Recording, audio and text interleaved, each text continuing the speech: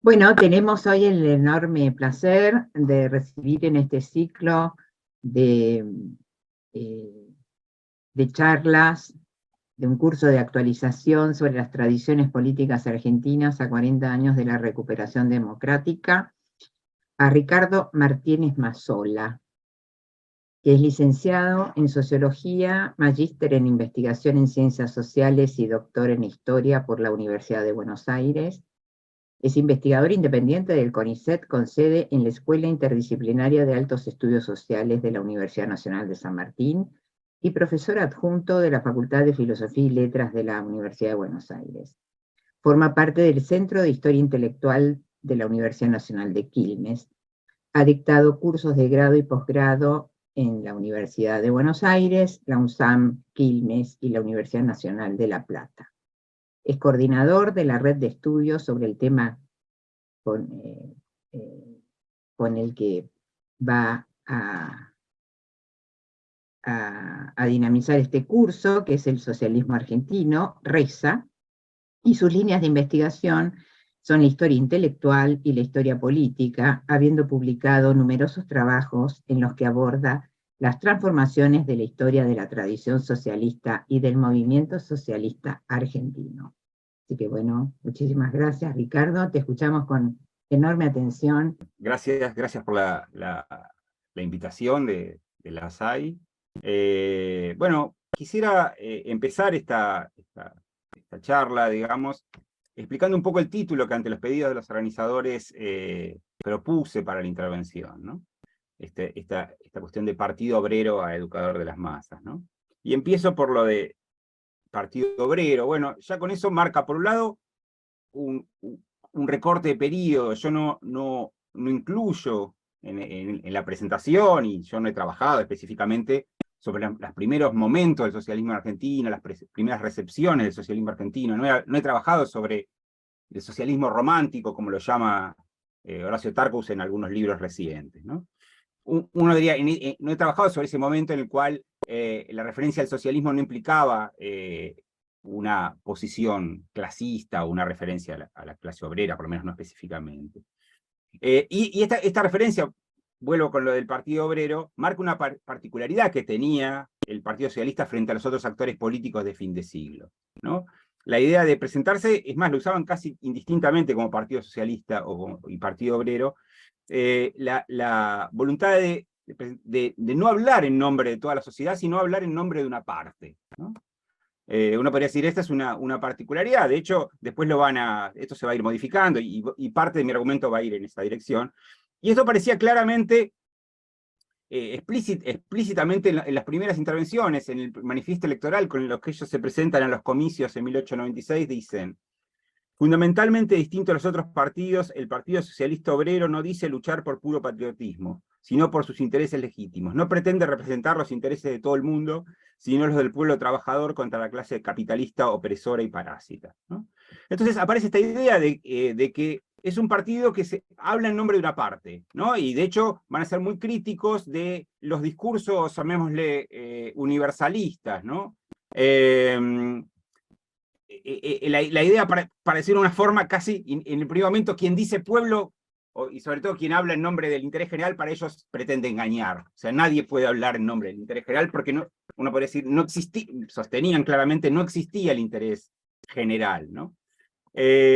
Bueno, esto va a ir, uno podría decir, esto va a ir, este es un rasgo que los diferencia del resto de las otras fuerzas, y ellos los subrayan fuertemente para marcar estas diferencias. Uno podría decir que este no es un rasgo del socialismo argentino, sino que es un rasgo podría decir, del socialismo en el fin de siglo, ¿no? Y su voluntad de marcación, de construir una frontera, va a ser muy marcada, y uno podría decir, el gran problema de muchos partidos socialistas, o uno de los grandes problemas es eso, es diferenciarse de las otras fuerzas populares, es diferenciarse de las fuerzas radicales. En el caso brasileño, por ejemplo, la cuestión es separarse del resto de los republicanos. En el caso chileno es separarse del Partido Demócrata. En el caso uruguayo es ver, a pesar de los puntos en contacto, separarse de los colorados y del vallismo. Bueno, hay esta cuestión y en la Argentina va a ser fundamentalmente el radicalismo, ¿no?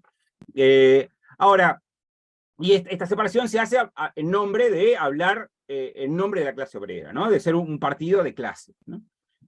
Ahora, con el paso de los años, y vuelvo a lo del título, uno puede decir que el socialismo va a ir cada vez dejando de proponerse como una izquierda social que asocia sus posiciones a una clase, para presentarse más bien como una izquierda moral o ética, que se define por la adopción de ciertos valores, como la igualdad, la justicia, la libertad, en nombre de los cuales, bueno, ahora sí, se pretende, en todo caso, interpelar al conjunto de la sociedad, y en algún punto incluso, esto va a ser muy notorio, sobre todo en los años 40 y 50, en algún punto educar al conjunto de la sociedad, digamos. Como decía antes, este paso no se va a dar de un día para el otro, reconoce estaciones, y uno puede decir que solo se completa en algún punto en el enfrentamiento con el peronismo, ¿no?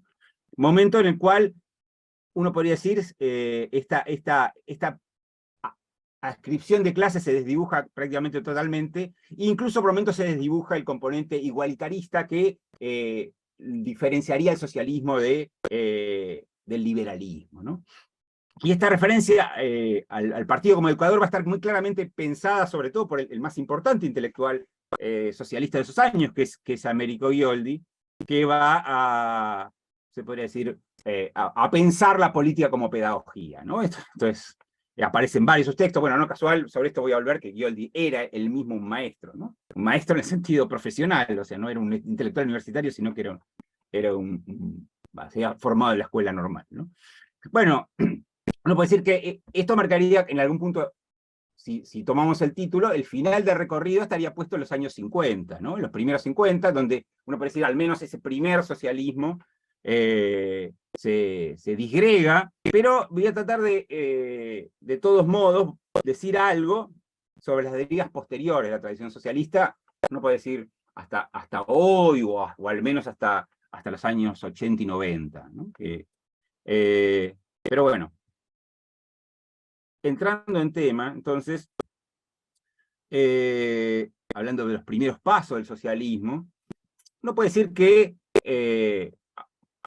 aunque los primeros pasos de organización obrera, en algún punto, sobre todo en Buenos Aires y en el litoral, pueden remontarse a los años 50 y 60, en un momento crecen ciertas industrias subsidiarias, se podría decir, y empieza a formarse una capa de trabajadores urbanos. Uno puede decir que se forman las primeras asociaciones de trabajadores. Estas tienen un discurso fundamentalmente mutualista, tienen planteos democráticos y republicanos, y en realidad las primeras núcleos obreros con ideas socialistas se van a empezar a formar recién hacia fines de la década del 80 y principios de la década de... Sí, uno puede decir a fines de la década del 80. Esto tiene que ver en parte con las transformaciones de la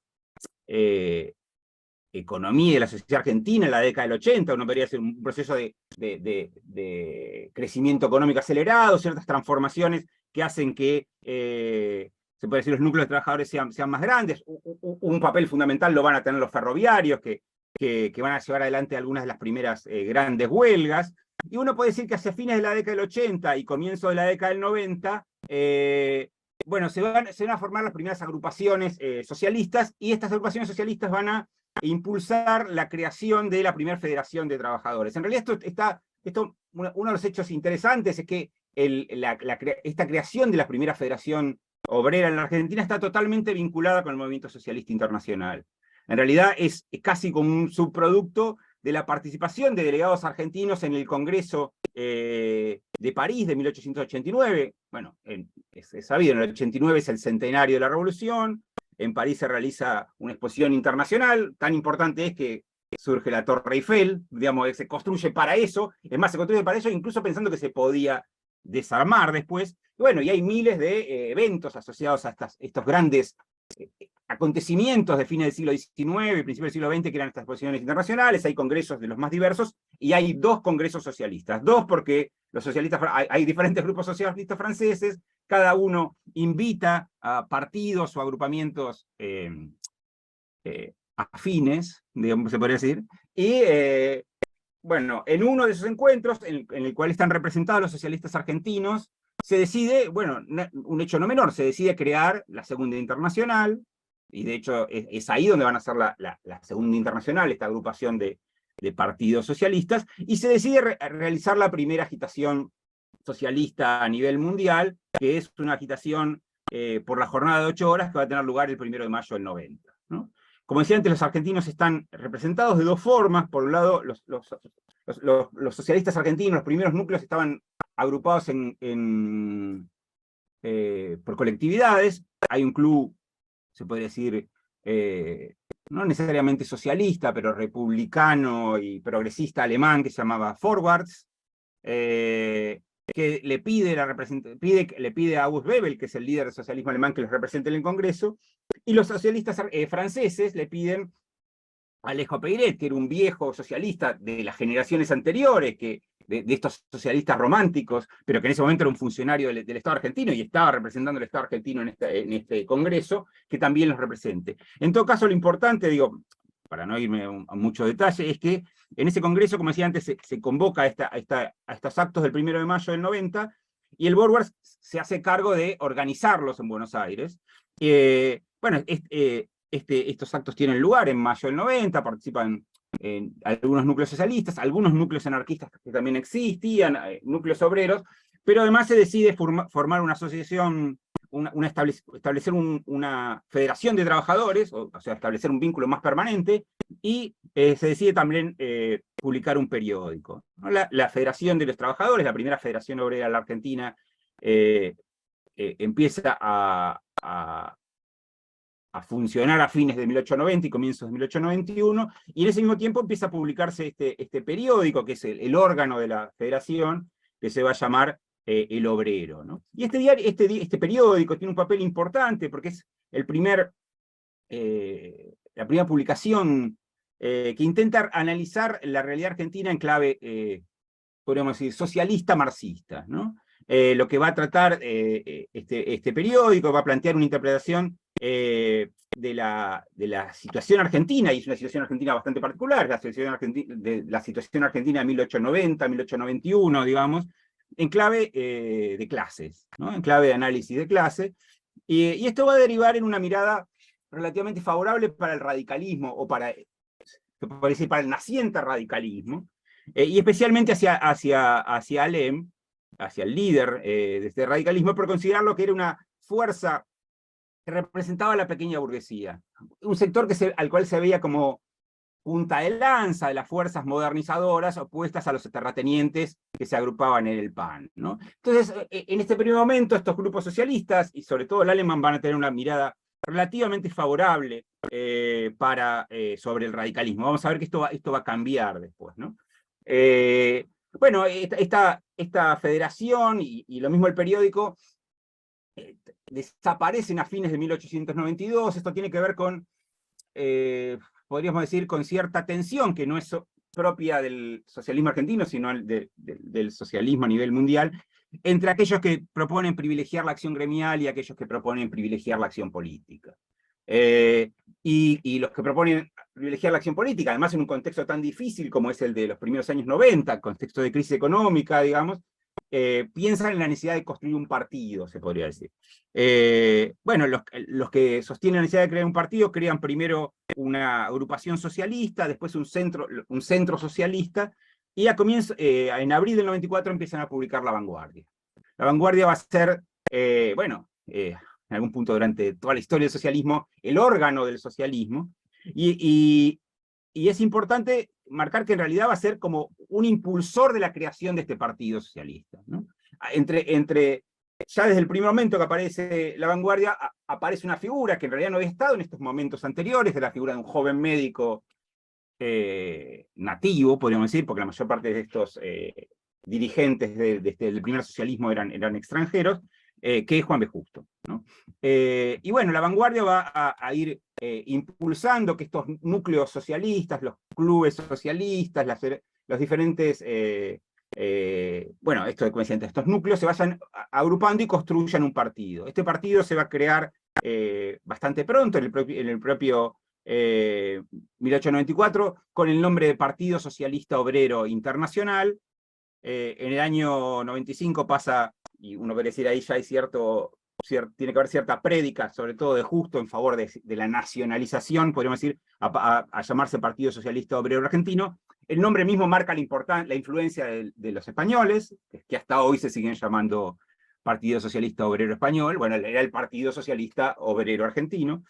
En el 96, este partido se presenta este partido que se está formando en realidad, que es casi una federación de núcleos. Por un lado se presenta a elecciones, teniendo resultados muy magros, acá 100 y algo de votos, realiza su congreso fundacional, ¿no?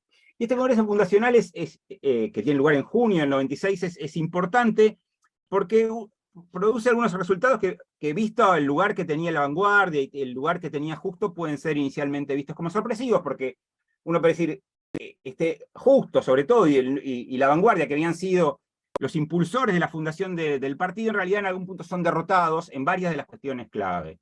Hay dos cuestiones clave que se discuten, hay más, ¿no? Pero hay dos que se discuten en el Congreso. Una tiene que ver con las alianzas con otras fuerzas. Justo postulaba la posibilidad de alianzas con otras fuerzas. Esto es rechazado por el Congreso.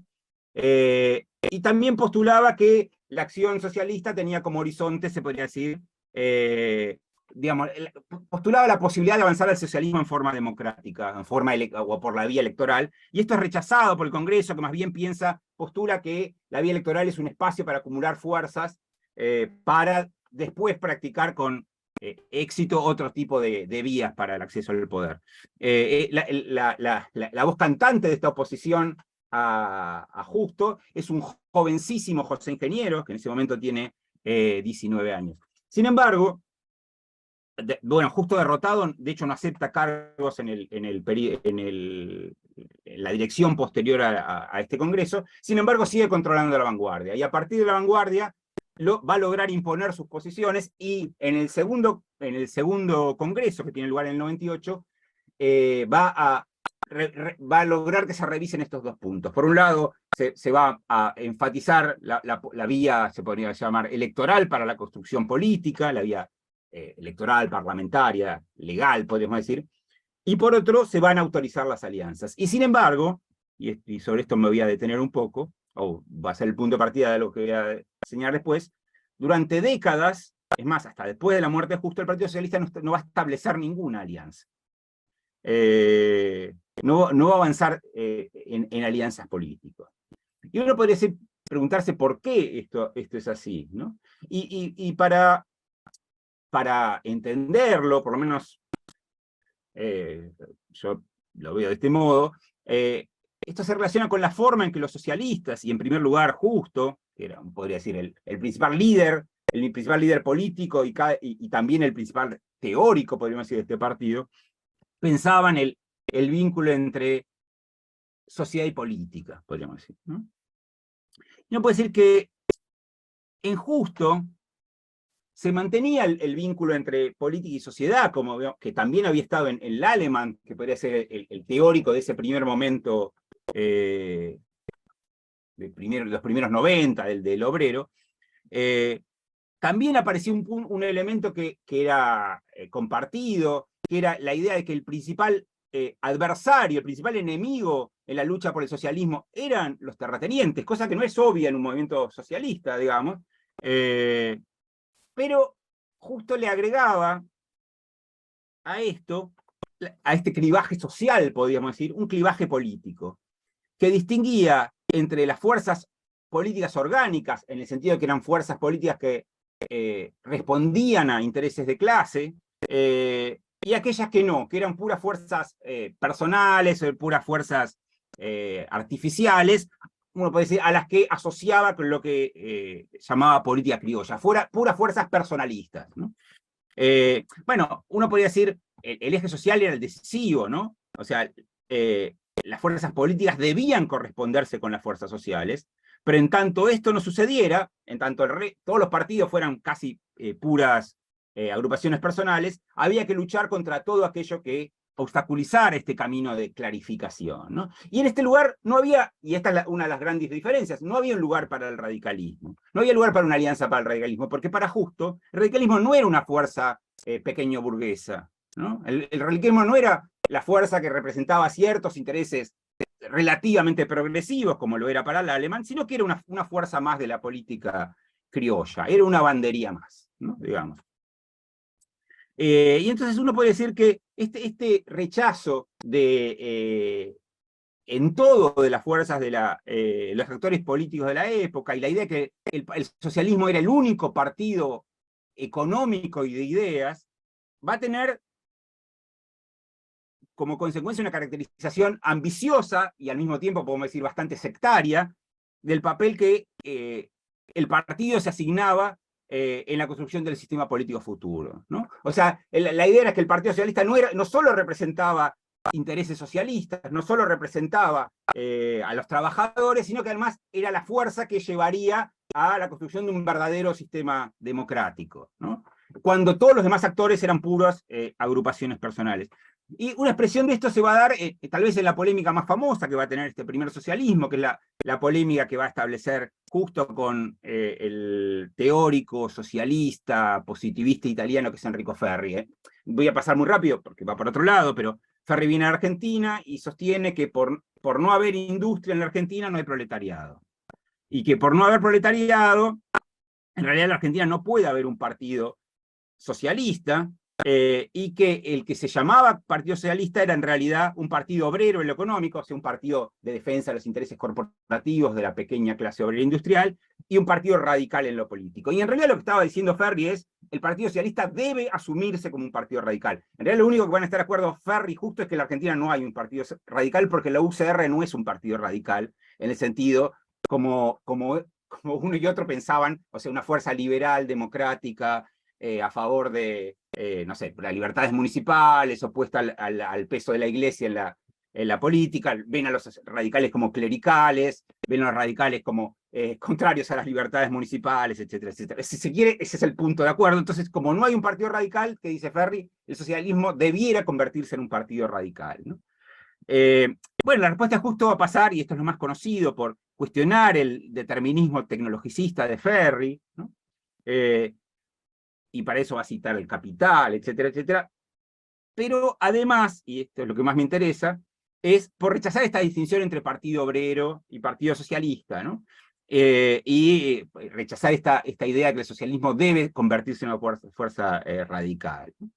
Y él va a decir que va a citar a Marx, va a citar el Manifiesto Comunista, y va a decir que, bueno, el manifiesto se dice que no todos los países deben atravesar cada una de las etapas del desarrollo económico, y dice, así como en la Argentina no se produjo una extremada subdivisión de la tierra, también es, cito, infinitamente improbable que en nuestra evolución política haya lugar para el partido radical a la franco-italiana que nos receta el señor Ferri.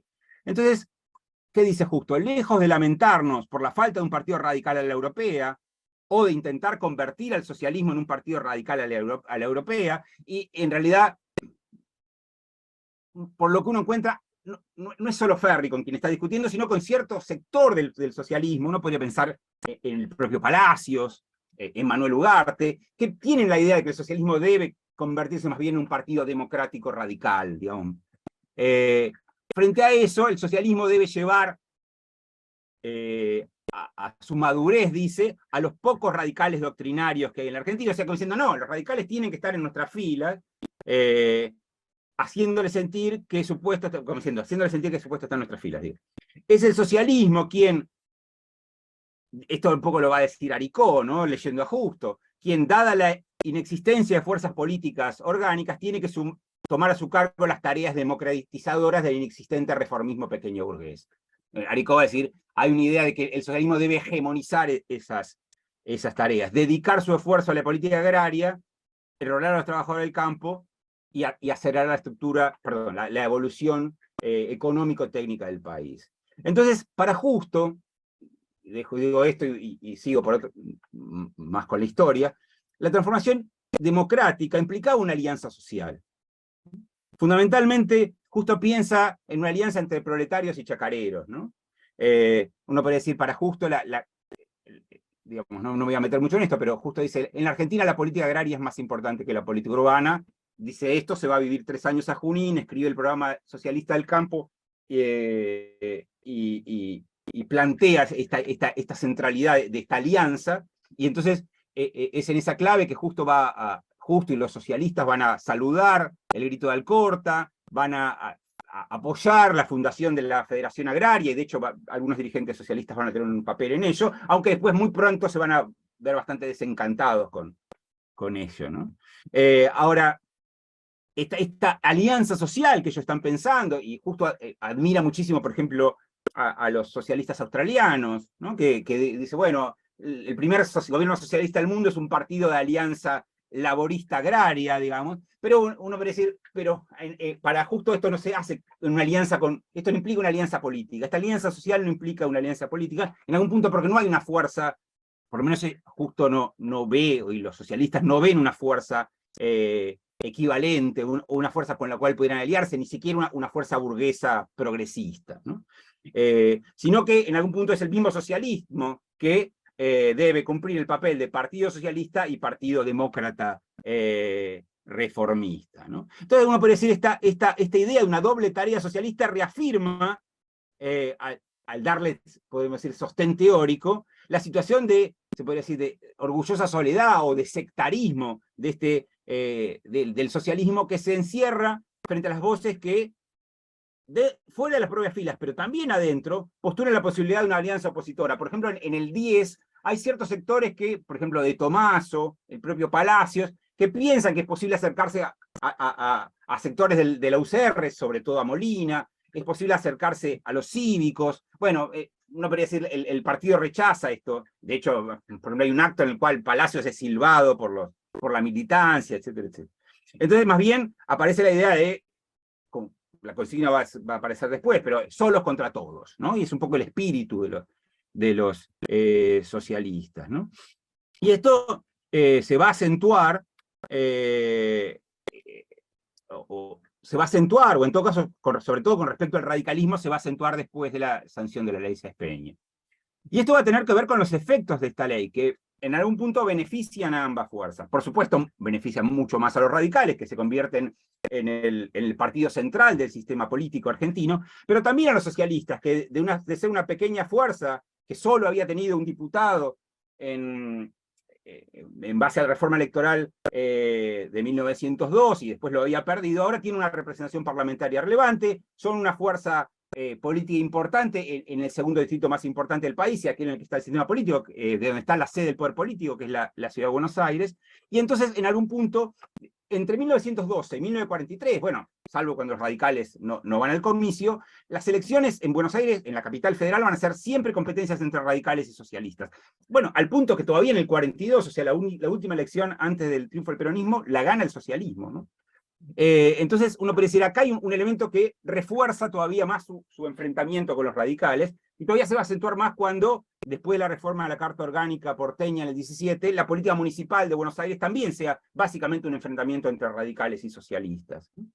Entonces uno puede decir, los socialistas no van a tener prácticamente nunca enfrente como principal adversario a los conservadores, sino a los radicales, porque su distrito relevante, el centro de su construcción, está puesto en la ciudad de Buenos Aires, ¿no?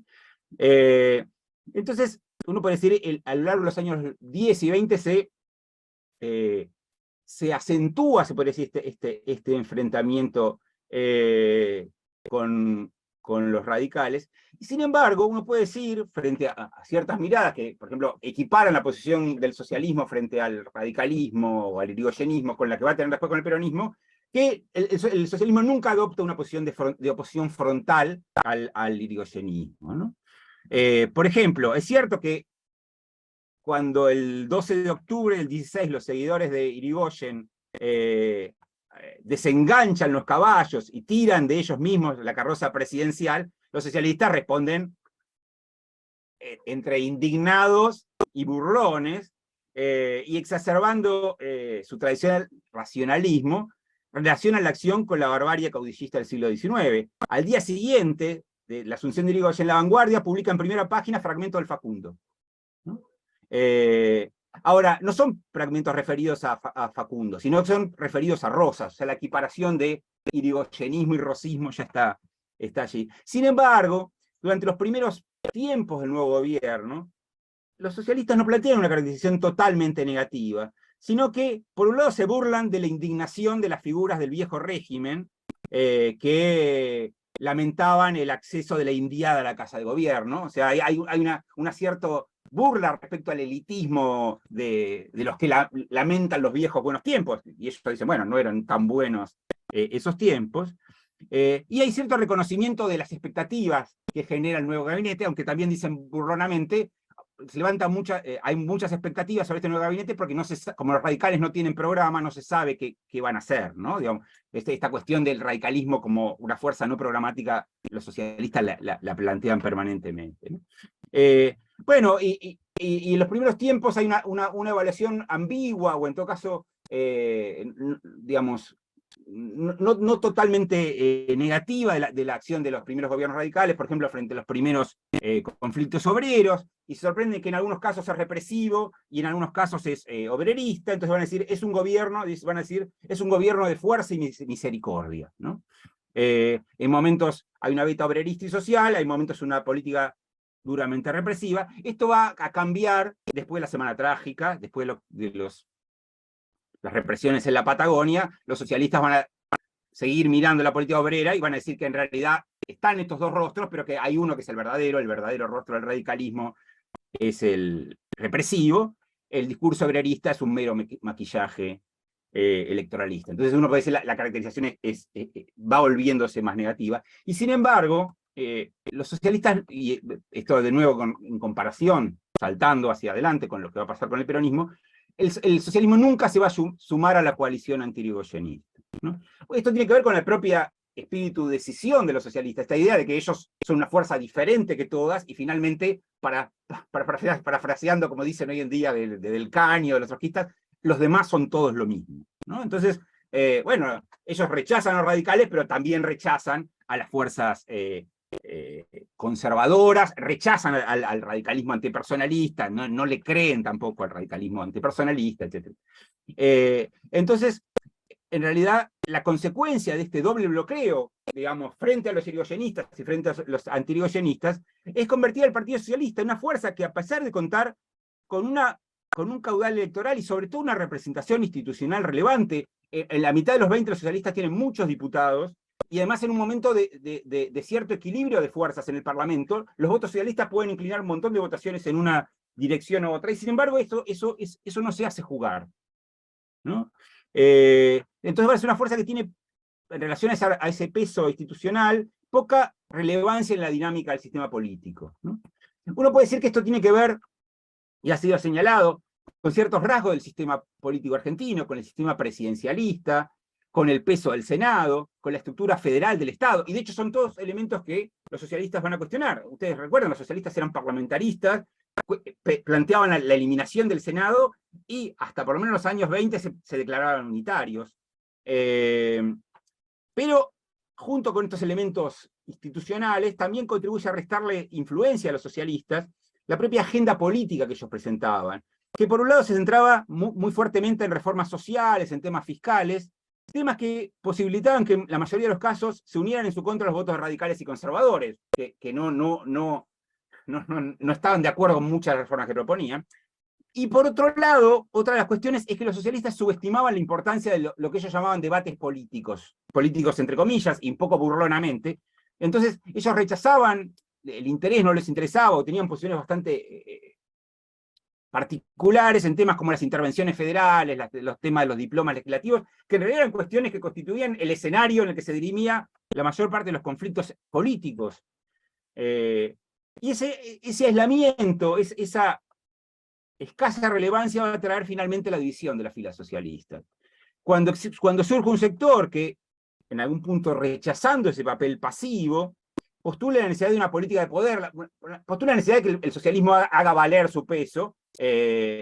Fundamentalmente, esto tiene que ver con la intervención a la provincia de Buenos Aires en el año 27, que va a ser, digamos, la propuesta inicial y después el retiro de esa propuesta, que en algún punto hubiera intervenido al distrito, se podría decir, fundamental que estaba en manos del irigoyenismo hubiera tal vez modificado la dinámica política posterior, pero esta decisión de la dirigencia del partido, y sobre todo de finalmente retirar este proyecto, va a dar lugar al nacimiento del Partido Socialista Independiente, que en algún punto se va a construir casi en pos de, bueno, ahora sí, ser un partido que interviene en la dinámica política. Y que hacia fines de los 20, muy claramente ahora sí se va a sumar a la coalición anti-irigoyenista. Entonces uno puede decir que a fines de los 20, el Partido Socialista que quedaba, ¿no? O sea, los que no se habían ido con el socialismo independiente, va a intentar una muy difícil búsqueda de autonomía en un escenario polarizado, ¿no? Como decía, la consigna es solos contra todos, o la otra que utilizan es ni barbarie irigoyenista ni reacción conservadora, ¿no? Entonces, los socialistas van a, por un lado, cuestionar las iniciativas golpistas de la coalición anti-irigoyenista, pero no van a ver con malos ojos una salida institucional, ¿no? que va que, por ejemplo, dejar a la presidencia en manos del vicepresidente Enrique Martínez, que de hecho es lo que sostienen muchos también radicales, ¿no? Bueno, finalmente, es sabido, Irigoyen renuncia, o es renunciado, es reemplazado por Martínez, pero no es la salida institucional la que se impone, sino un golpe de Estado que establece un gobierno encabezado por el general Uriburu. El socialismo rechaza el procedimiento de fuerza para liberar al país de lo que ellos consideraban, cito, un pésimo gobierno, que es el de Irigoyen. Cuestionan la composición acentuadamente conservadora del gobierno de Uriburu, e instan a llamar muy rápidamente a elecciones y reintegrar el país a las normas constitucionales, ¿no? Bueno, los socialistas se van a colocar muy rápidamente en oposición al gobierno de Uriburu, van a cuestionar, por ejemplo, la declaración del estado de sitio, la promulgación de la ley marcial, los intentos de avanzar en una reforma constitucional, o por lo menos los rumores de que iban a avanzarse hacia formas corporativas, digamos, y también van a cuestionar o van a denunciar el impulso que desde el gobierno se da a la conformación de una alianza formada por conservadores, radicales antipersonalistas y socialistas independientes. Bueno, paso un poco rápido, obviamente. Frente a esa alianza y frente a un radicalismo que ante el veto a la candidatura de Alvear decide abstenerse, los socialistas van a establecer, ahora sí, la primera alianza de su historia, ¿no? La primera alianza de su historia es la Alianza Demócrata-Socialista, también llamada Alianza Civil, que van a concertar con el Partido Demócrata Progresista y que se va a presentar a los comicios llevando la fórmula presidencial Lisandro Latorre, Nicolás Repetto. Bueno, es sabido, la alianza va a perder en todo el país, salvo en los dos distritos fuertes de estas fuerzas, en Santa Fe de los demócratas progresistas, en la capital de los socialistas. Pero lo que me interesa un poco acá es que esta alianza se da con una fuerza con la cual habían tenido fuertes discusiones. En los años 20, de Latorre había hecho un juicio lapidario sobre el socialismo y sobre Justo, ¿no? Había dicho, bueno, además de llamarlo Lenin de tarifa de avalúos, ¿no? Había dicho que el socialismo se había bloqueado a sí mismo tanto el camino revolucionario como el legalista, ¿no? Entonces un poco esta idea de un partido que no iba para ningún lado. Y sin embargo, bueno, unos años después están aliados. Y uno puede decir que esta alianza no se funda en que, por lo menos del lado de los socialistas, en considerar que el programa de la democracia progresista es un programa avanzado en clave social, sino fundamentalmente, como lo deja ver también este nombre de Alianza Civil, en una apelación cívica opuesta a la dictadura, ¿no? Y entonces uno puede decir que, aunque la Alianza Civil va a tener corta vida, en realidad solo se presenta esos comicios, va a haber cierta buena relación parlamentaria entre socialistas y demócratas progresistas, etcétera, etcétera. Pero más allá de eso, uno puede decir que lo que se va a mantener es esta prédica en clave cívica, liberal, podríamos decir, y esto se va a mantener más allá del contexto del gobierno de Uriburu, y esto va a tener que ver no solo con la situación política de los 30, sino con una transformación más profunda de la propia tradición socialista, o en todo caso de la prédica dominante en el Partido Socialista. Lo que se va a dar es un cambio de mirada que pasa de la interpretación económica y social del socialismo, a que con muchos matices, uno puede decir, todavía se mantenía en tiempos de Justo, digamos, a una mirada más ética del socialismo, ¿no? Y este giro va a ser acentuado, podemos decir, por la incorporación a las filas socialistas de un conjunto de figuras que vienen, se podría decir, del reformismo universitario, figuras que después del golpe del 30, que había acabado con las condiciones de República Universitaria de los 20, ingresan a las filas del PS. Bueno, algunos más conocidos son Sánchez Viamonte, Julio B. González, digamos, y junto con ellos se encontraban algunos de sus viejos maestros, no solo Palacios y Ugarte, que estaban fuera del socialismo y vuelven a entrar, Ugarte por muy poco tiempo, sino también Alejandro Korn, que era un poco el maestro de muchos de ellos, un viejo médico psiquiatra que se había devenido después en profesor de filosofía, y que dejaba atrás su militancia, primero radical y después conservadora, para sumarse a un socialismo al que ya desde mucho tiempo antes venía pensando en clave de socialismo ético, ¿no? Y Korn va a tener un papel importante en el paso de un discurso socialista, economicista y aún clasista, como decía, con todos los comillas se puede considerar el de Justo, a uno de una matriz más ética y universalista, ¿no? Y uno puede decir que en la mirada de Korn, la forma de interpretar la historia argentina, Korn daba una gran importancia a las transformaciones del pensamiento y las doctrinas. Y uno puede decir que si para Justo, y esto aparece en los textos de interpretación histórica de Justo, que son interesantes, me hubiera gustado poder tenerme, pero uno puede decir, para Justo la independencia argentina se explicaba por causas económicas, ¿no? O sea, es como muy, casi un economicismo de libro, ¿no? Tiene que ver con el combate al monopolio español, y es la burguesía porteña la que impulsa eso, y es impulsado de las élites.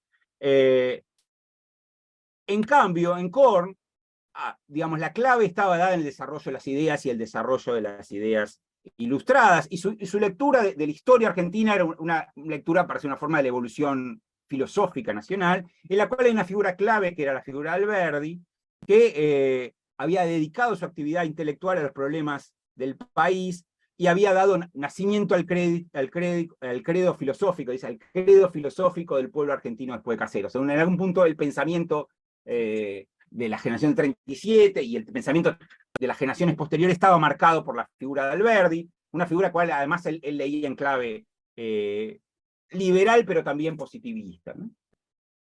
Él dice, la orientación positivista de Alberdi y los proscriptos había devenido orientación nacional y única que seguían las generaciones siguientes.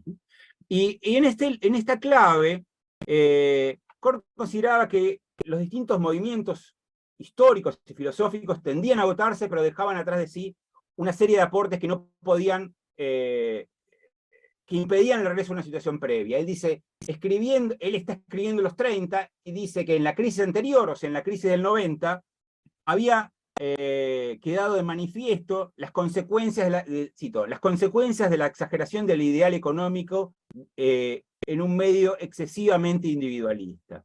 Entonces, en algún punto a fin de siglo, había sido necesario reconsiderar el credo individualista y positivista sembrado por Alberdi. Y es en ese lugar donde aparece Justo. Korn va a decir, después de Alberdi, el siguiente que dice algo importante es Justo. O sea, la última novedad que hay después de Alberdi es Justo. ¿Cuál es esta novedad? La idea de justicia social. O sea, la incorporación de los problemas referidos a la cuestión social.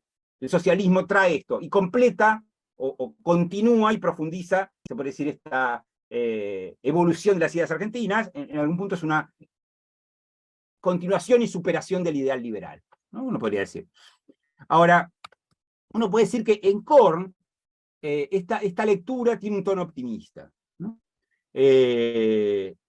Ahora, a mediados de los 30, y sobre todo la segunda mitad de los 30, en estos años marcados por el ascenso del nazismo, del fascismo, buena parte de la militancia socialista va a mantener esta lectura, podemos llamar más ética o espiritualista del socialismo, pero en una clave más pesimista, ¿no? Digamos, ¿no?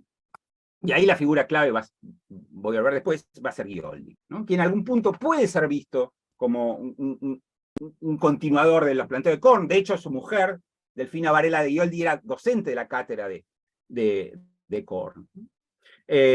Uno puede decir que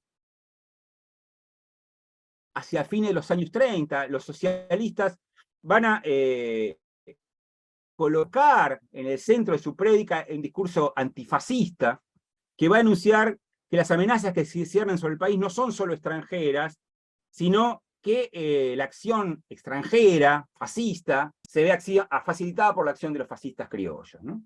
Entonces, uno puede decir que acá lo que hay es, esto se ha trabajado, bueno, por los que trabajan antifascismo, Pasolini, por Viso, digamos, esta idea de que la referencia al fascismo no es solo a lo que pasa en Europa, sino que es una forma de traducir, se podría decir, y en todo caso de dar mayor grandiosidad, podríamos decir, el combate a los gobiernos de los 30, ¿no? O sea, esta idea de acá también es una cuestión de fascistas contra democráticos, ¿no?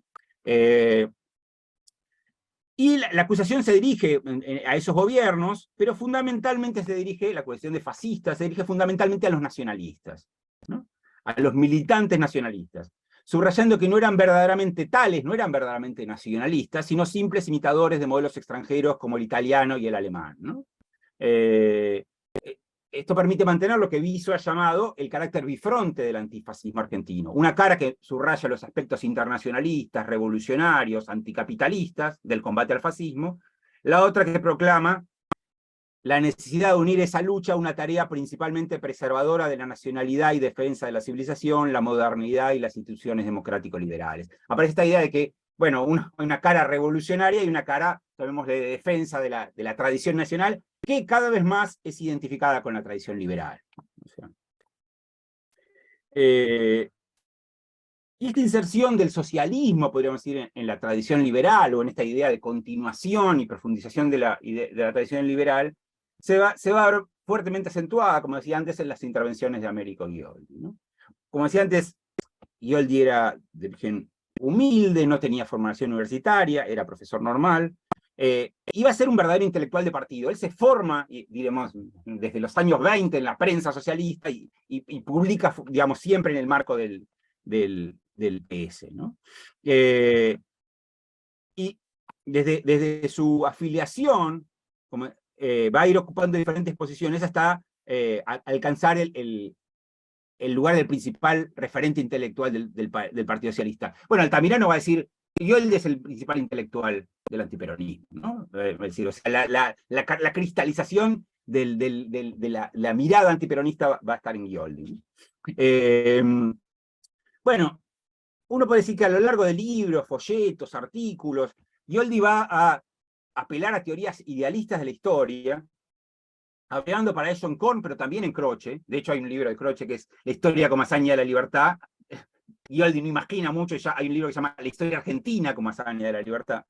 En realidad lo que hacen es traducir, incluir a la tradición socialista en una narrativa que coloca la libertad como el valor central y que piensa a la pedagogía como la clave de la política, ¿no? Estas obras, estas ideas, él las viene desarrollando ya desde los 30, digamos, pero van a alcanzar su mayor concreción y su mayor, tal vez, difusión también en la oposición al gobierno peronista nacido, bueno, perdón, en la oposición al gobierno nacido del golpe del 43, ¿no? Y también después al peronismo.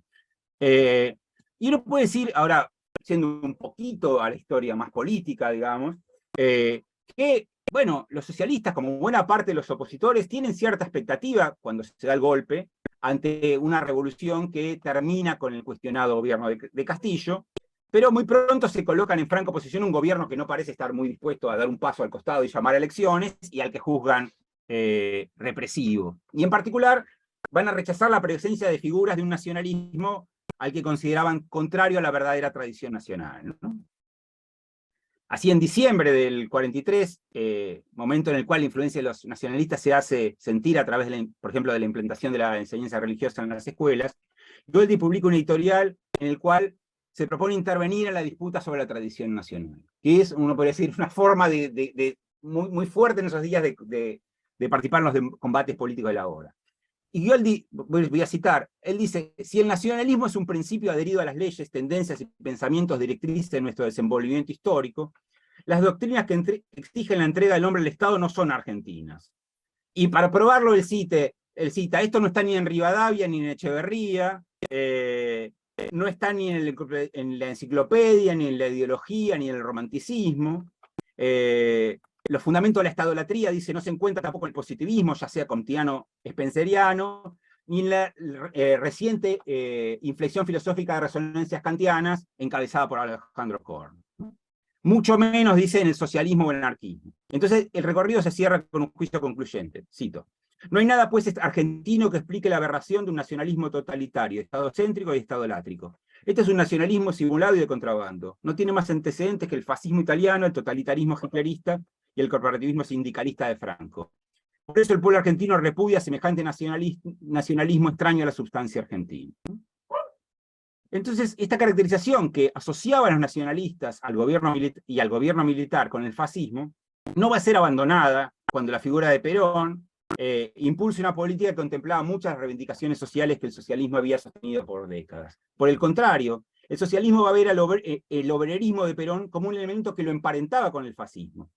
Va a ser así que denuncia que la política social emprendida por el gobierno militar y luego por el régimen peronista, que lo suceda, va a ser vista como un intento de sobornar a los sectores populares para que repudien sus libertades y se sometan a un gobierno totalitario, ¿no? Y esto va a ser retomado, esto que ya es planteado en el 44, digamos, va a ser retomado cuando después del 17 de octubre Goeldi publica un libro, que en realidad es una compilación de una serie de conferencias que se llama Alpargatas y libros en la historia argentina, ¿no? Y en la última de estas conferencias, en referencia a la clave demagógica de Perón, Goeldi recuerda como Mussolini citaba a Blanqui acerca del poder revolucionario de la violencia, a la vez que buscaba separar a la CGT del Partido Socialista para construir un partido laborista, dice. Entonces, la argumentación de Goeldi, el discurso revolucionario y la política obrera de Perón y el gobierno de la revolución no son un elemento que desmiente el fascismo, sino uno que lo confirma, ¿no? Los rasgos obreristas serían un parentesco entre peronismo y fascismo. Para Goeldi, el peronismo sería una mezcla de formas y modelos extranjeros y una reedición de vicios y modos de ser criollos. Por eso va a construir un raro concepto, que es el de Rossi-totalitarismo, rosismo y totalitarismo, ¿no?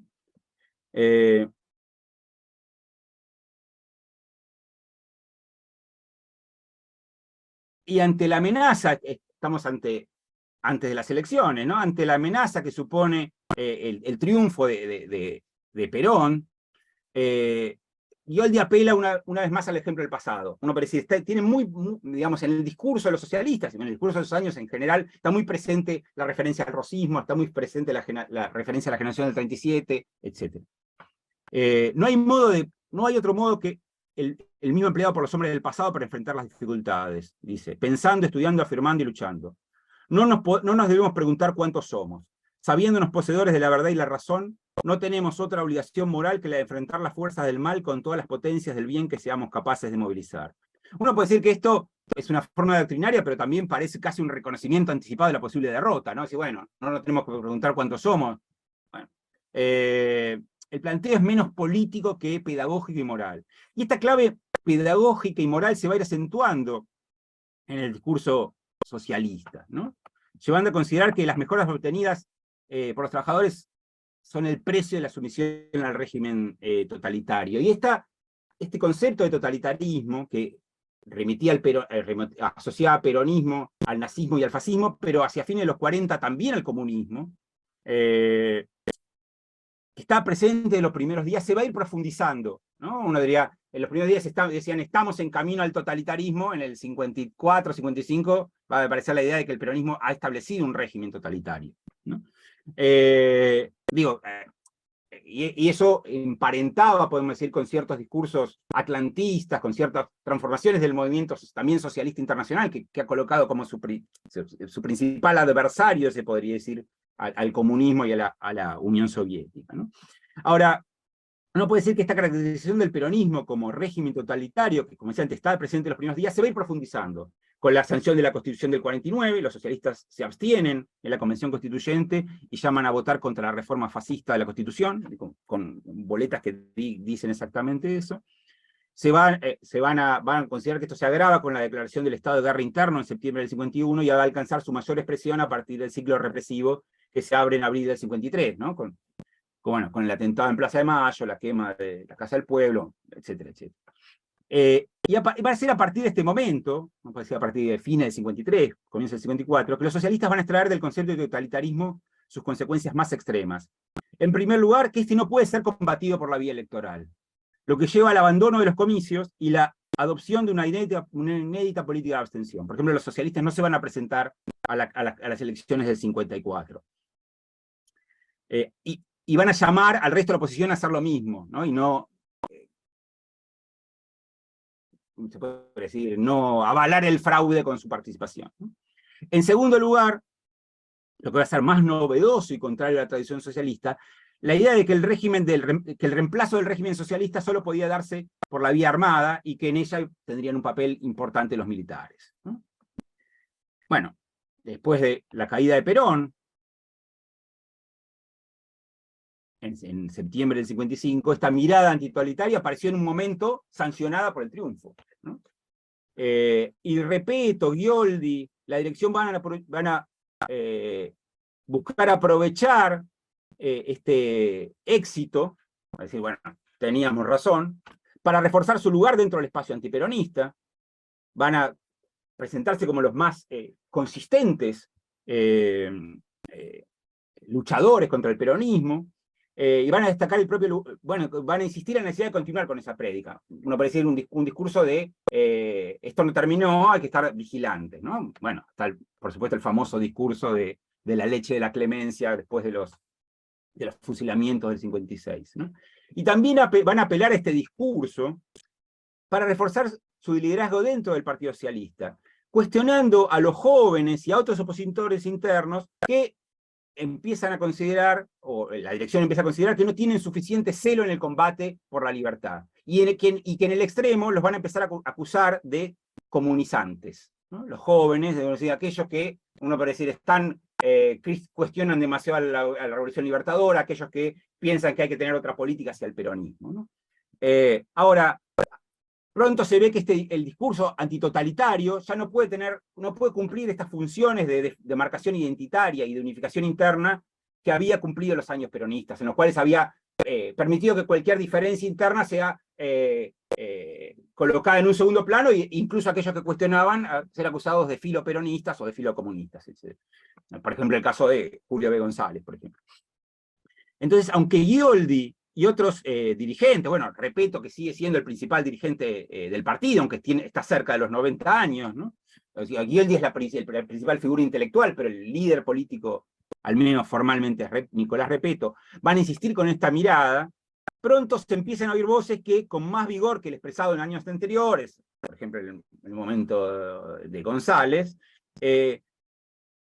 plantean la necesidad de dar prioridad a la asunción de tareas socialistas y a la prédica antiimperialista, ¿no? Entonces, estas lecturas que implicaban una relectura de la cuestión peronista van a terminar por hacer imposible la unidad del Partido Socialista, ¿no? Y uno puede decir, y este partido que había tenido un montón de decisiones a lo largo de su historia, pero a fines de los 50 tiene una ruptura que en algún punto finalmente lo lleva al socialismo casi a la desaparición, ¿no? Y uno puede decir, pasando rápidamente, como digo, uno puede decir, el recorrido del viejo Partido Socialista en algún punto se cierra, podríamos decir, o la línea principal se cierra a fines de los 50. Pero uno puede decir, va a haber derivas posteriores, ¿no? Uno puede decir, la primera fractura se esboza en el 56 y se hace pública en el 57, y es interesante marcar que en esos mismos años se parte la UCR, se parten los conservadores, se parte la democracia cristiana, digamos, se parte el movimiento estudiantil. Es un momento en el cual Ghioldi pierde, sorpresivamente, es más, semanas después del famoso editorial de la leche de la clemencia, pierde la dirección de La Vanguardia, pierde el control de La Vanguardia, y pierden la dirección del partido. Y ¿a manos de quién la pierden? De una alianza entre viejos dirigentes que nunca habían pertenecido al núcleo guioldista, como Alicia Moró o como Palacios, y la militancia juvenil. Entonces, el Partido Socialista se va a dividir entre un Partido Socialista Democrático, controlado por Repetto y Ghioldi, que va a girar cada vez más hacia el liberalismo, y que va a apoyar, bueno, los golpes militares, etcétera, etcétera. Y un Partido Socialista Argentino que va a plantear un vínculo con núcleos de la nueva izquierda, ¿no? De estos núcleos juveniles que están pensando en algún punto que se desencantan, muchos de ellos apoyan al frondicismo y después se desencantan, que levantan banderas antiimperialistas y intentan cierto acercamiento con las masas peronistas, ¿no? Entonces lo que se da es, uno puede decir, no solo en el socialismo, sino en el espacio de la izquierda argentina, una transformación muy profunda, ¿no? En esos años, en ese fin de los 50, ¿no? En algún punto los jóvenes, o esta nueva izquierda, en la cual también están, esto lo ha trabajado sobre todo Cristina Torti, ¿no? Digamos, estos jóvenes abandonan la divisoria que había sostenido el Partido Socialista al menos de los 30, que contraponía fuerzas democráticas a totalitarias, para plantear que la divisoria fundamental del campo político era la que estaba estructurada en torno a la cuestión nacional, que contraponía al imperialismo y sus socios con las fuerzas que luchaban por la liberación nacional. Y en este contexto los jóvenes socialistas van a celebrar los avances de los movimientos de liberación nacional del tercer mundo, y este giro a la izquierda, un giro que es a la vez hacia la izquierda y hacia el nacionalismo del Partido Socialista, va a, digamos, por ejemplo, va a derivar en un apoyo muy entusiasta a la Revolución Cubana, de hecho mucho más entusiasta que el de los comunistas, y va a obtener un resonante triunfo en los comicios de senadores de Buenos Aires de 1961. La figura, Palacio va a ser electo senador, digamos, elegía solo un senador, va a triunfar Palacios, con una consigna que a mí parece ridícula, que es los barbudos en La Habana, el bigotudo en Buenos Aires. Y, por ejemplo, Che, que es la revista de estos jóvenes socialistas, va a titular Cuba plebiscitada en Buenos Aires. Ahora, pronto se va a ver que esta alianza entre viejos dirigentes moderados, como Palacios o Moró, y la izquierda juvenil no es estable, ¿no? O sea, Palacios no era un joven Guevara ni Castro, ¿no? Y el Partido Socialista Argentino también se va a separar, los viejos dirigentes van a retener el nombre y van a construir, entonces van a mantener el nombre de Partido Socialista Argentino, después va a tener sus divisiones, no me voy a meter con eso, los jóvenes van a construir lo que se llama Partido Socialista Argentino de Vanguardia, ¿no? Bueno, el Partido Socialista Argentino de Vanguardia va a apostar por un peronismo radicalizado, va a apostar por una confluencia con la izquierda peronista, con los duros del peronismo, va a apoyar, por ejemplo, la candidatura de Framini en el 62, digamos, y después va a tener su propia deriva, porque, digamos, algunos sectores van a considerar que el peronismo, digamos, la ausencia de espíritu revolucionario en el peronismo, que finalmente las elecciones del 62 son anuladas y el peronismo no tiene esta deriva insurreccional con la cual ellos soñaban, hace necesaria reevaluar el papel revolucionario del peronismo y hace necesario crear un nuevo partido revolucionario. Entonces el Partido Socialista de Vanguardia se va a dividir entre aquellos que siguen apostando por el peronismo y van a construir un partido que se llama Vanguardia Popular, y que buena parte de él va a confluir en el Frejuli, y aquellos que piensan que es necesario construir un nuevo partido revolucionario y van a crear un partido que se llama Vanguardia Comunista, que va a ser el primer partido maoísta de la Argentina, que en realidad no viene del comunismo, no viene del PC, sino que viene del PS, ¿no? De esta izquierda socialista, muy radicalizada. De hecho, su principal dirigente, que era Elías Semán, era un viejo, un joven dirigente de muchos años del socialismo, ¿no? Ahora, uno puede decir que hacia fines de los 60 y principios de los 70 la herencia socialista aparece o en manos de un grupo burocratizado y derechizado, como es el PCD, o pulverizada en una miríada de microgrupos, ¿no? Y entonces uno puede decir que esta disgregación es tal que, y el borramiento de las fuerzas de esta tradición socialista es tal que hacia 1973 el término socialismo remite más al socialismo nacional levantados de filas cercanas al peronismo que a la herencia del viejo PS, ¿no? Sin embargo, uno puede decir que a comienzos de los años 80 se empieza a producir un fenómeno inverso, un proceso inverso, ¿no? Y esto tiene que ver en parte con transformaciones en la escena intelectual y transformaciones en la escena política, ¿no? Por un lado, la escena intelectual, ¿no? Luego de la apuesta revolucionaria por parte de buena parte de la izquierda argentina y latinoamericana, llega la hora de los balances, y algunos de los intelectuales que habían llevado adelante esta apuesta revolucionaria empiezan a recuperar, a revalorizar la herencia del socialismo argentino encabezado por Justo, y en términos más amplios empiezan a recuperar y revalorizar la tradición socialdemócrata, ¿no? Esta reevaluación de la tradición del socialismo argentino va a tener como principales exponentes a José Aricó y Juan Carlos Portantiero, dos intelectuales que a partir de su exilio mexicano revalorizan, uno puede decir, este vínculo entre socialismo y democracia, ¿no? Esto implica, y esto va a ser planteado sobre todo en la revista que ellos publican, que es La Ciudad Futura, una discusión con una parte de la izquierda, que sigue sosteniendo, se puede decir, la mirada revolucionaria, podríamos decir, y que considera la conversión al credo democrático como renuncia. Ahora, esto, ellos dicen, abre la revalorización, como decía antes, de la tradición del socialismo de comienzo de siglo, el cual recuerdan, esto lo dice una editorial creo que el primer editorial de La Ciudad Futura, este socialismo de comienzo del siglo XX, que siempre había señalado lo que ellos solo después de un largo recorrido habían descubierto. Ninguno de ellos viene del socialismo, sino del PC. El socialismo no puede ser, dice, es la cita, no puede ser la liquidación de la democracia, sino su plena expansión. Y estos, por un lado, podemos decir que entonces esta recuperación de la tradición socialista, y en particular de la figura de Justo, por parte de reconocidos intelectuales como Aricó, Portantiero, Terán,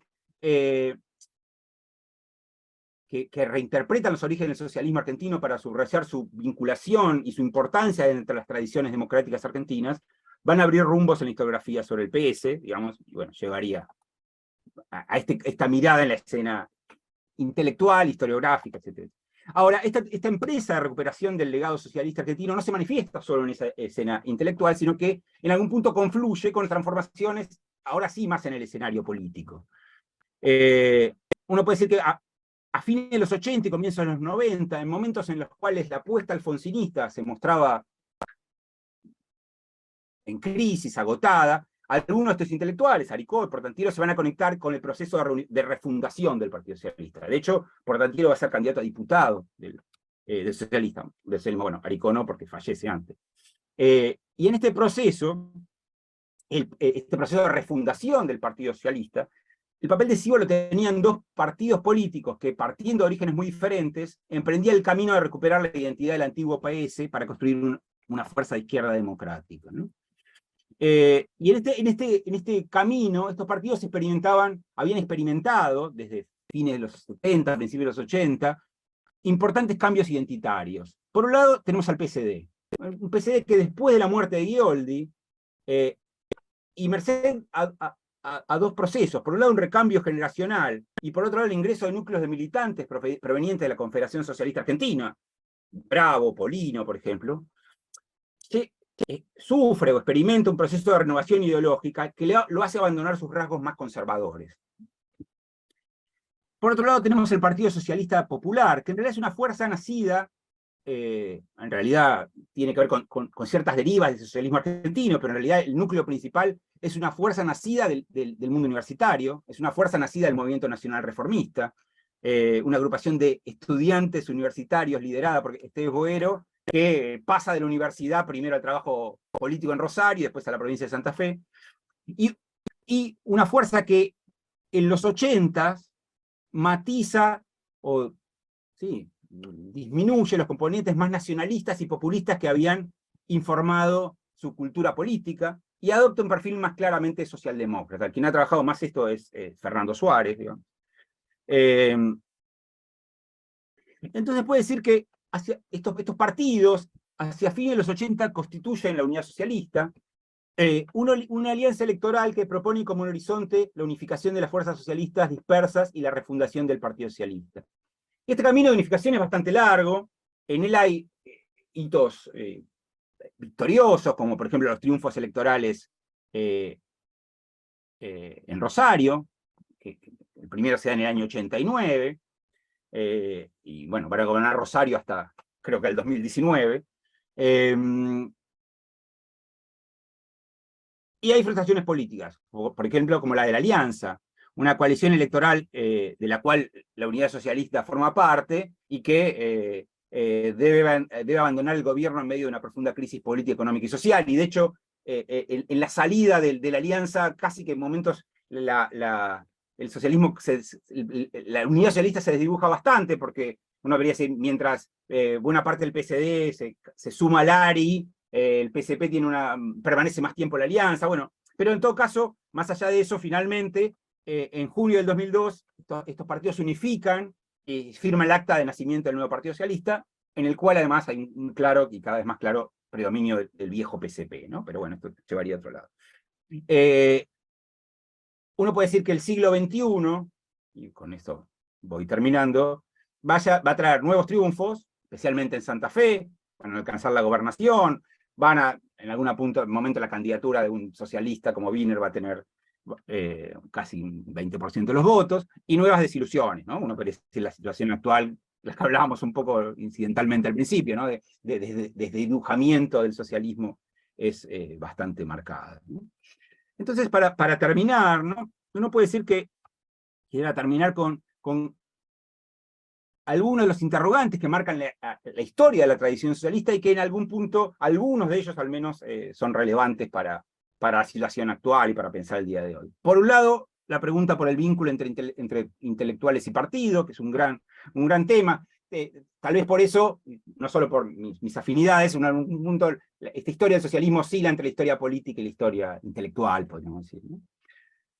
La cuestión que va a ser muy debatida y va a volver a ser debatida en los 80 y los 90, el vínculo entre partido y movimientos sociales, el tipo de un partido socialista que tiene poco vínculo con el movimiento obrero, etcétera, etcétera. La cuestión del vínculo o del tipo de relación que tiene la tradición socialista con otras tradiciones, la liberal, la peronista, la izquierda clasista, podríamos llamar, el autonomismo, digamos. Y finalmente, tal vez la más urgente para el momento actual, bueno, la cuestión, pero que se suscitó en los 20, suscitó ante el peronismo, digamos, cómo actuar en una tercera fuerza en un escenario polarizado, ¿no? Sumarse a alguno de los bandos en pugna, intentar construir una alternativa, ¿no? El socialismo intentó las dos cosas, digamos, bueno, con resultados bastante problemáticos. Hasta acá para dar lugar a preguntas y opiniones. Bueno, mil gracias, Ricardo.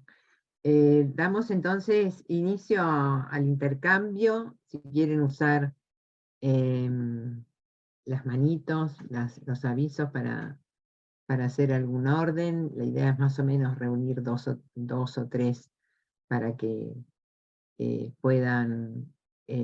para que Ricardo pueda entonces responder, y en el caso que se anime el debate, seguimos con otras tantas. ¿Qué les parece? Bueno, podría formular algunas cosas, pero tanto como para romper el hielo. La verdad que me pareció, bueno, súper interesante la charla, Ricky. Aparte un recorrido de lujo, un año, en una hora un recorrido de un siglo impresionante. Nada, en primer lugar, bueno, esta cuestión de justo hablando de una alianza social entre proletarios y chacareros, ¿no? Una especie de eje, no me atrevería a decir gramsciano, pero la verdad que me pareció impresionante, también no había escuchado esta cuestión de la alianza social, y preguntarte, bueno, cómo lo planteaba él y para qué, y si esto tenía una posibilidad de revertir en política esa cuestión. La segunda era, cuestión que yo te quería plantear, era esta cuestión de la oposición a la existencia de un Senado.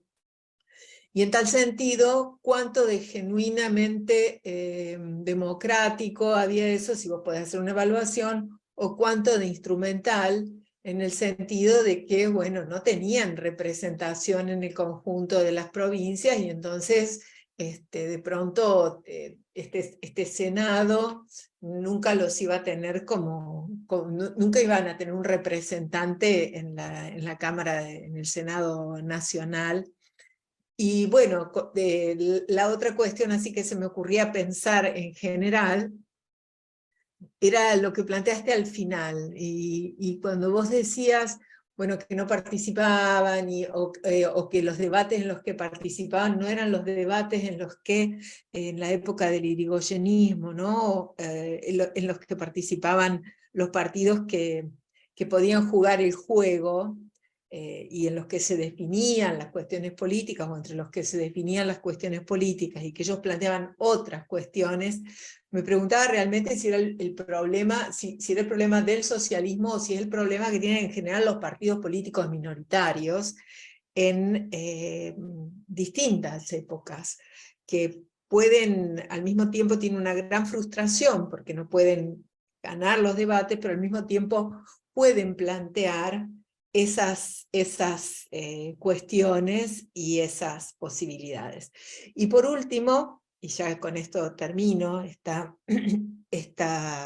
intervención, es decir, la cuestión del 56-57, que me parece que es nodal, ¿no? Cuando hay momentos que atraviesan al conjunto de los partidos políticos, y uno lo va viendo de acuerdo al caso que va trabajando. Esto que decís en el 56-57, bueno, no es menor lo que pasó. Se había proscripto la principal fuerza política del país, la que concentraba la mayoría de los votos, de las adhesiones de los votantes, y entonces, como vos bien señalás, se parte el Partido Socialista, pero también se parte el radicalismo, se parte la democracia cristiana, y esta cuestión, uno diría, obliga a redefinir el mapa político de la Argentina en un contexto internacional que también está en redefinición. Y uno siempre piensa en la emergencia en pleno estado de bienestar de la nueva izquierda. Pero no nos olvidemos que también hay otras fuerzas que están en redefinición, como la democracia cristiana, que es una fuerza internacional y que está pensando en un acercamiento a los movimientos nacionales y populares.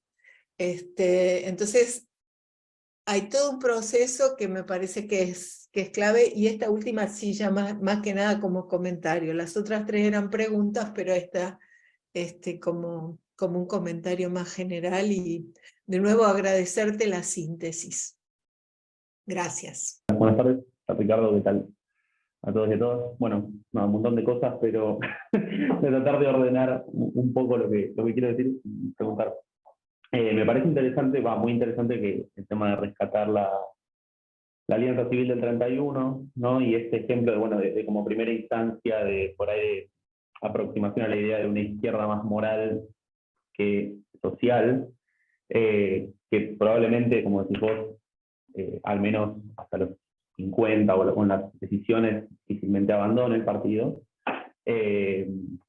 Y me parece interesante cómo el PCD en el 83 recupera plenamente, ¿no? esta herencia, ¿no? Que se vuelve a reeditar en algún punto esta alianza civil, demócrata-socialista, en este caso con el Partido Socialista Democrático, y como uno ve, ¿no? Las editoriales de La Vanguardia de la época, que eran de la vanguardia del Partido Socialista Democrático, quiero decir, hace una nueva alianza civil, ¿no? Como recuperando casi como un pasado glorioso de la historia del partido, esa experiencia, como de alguna manera por ahí en su momento fue casi a regañadientes, o una exigencia de la hora, o una coincidencia programática en ese sentido con el PDP, y después cierta facción del partido lo asume como una parte, ¿no? de la tradición a recuperar.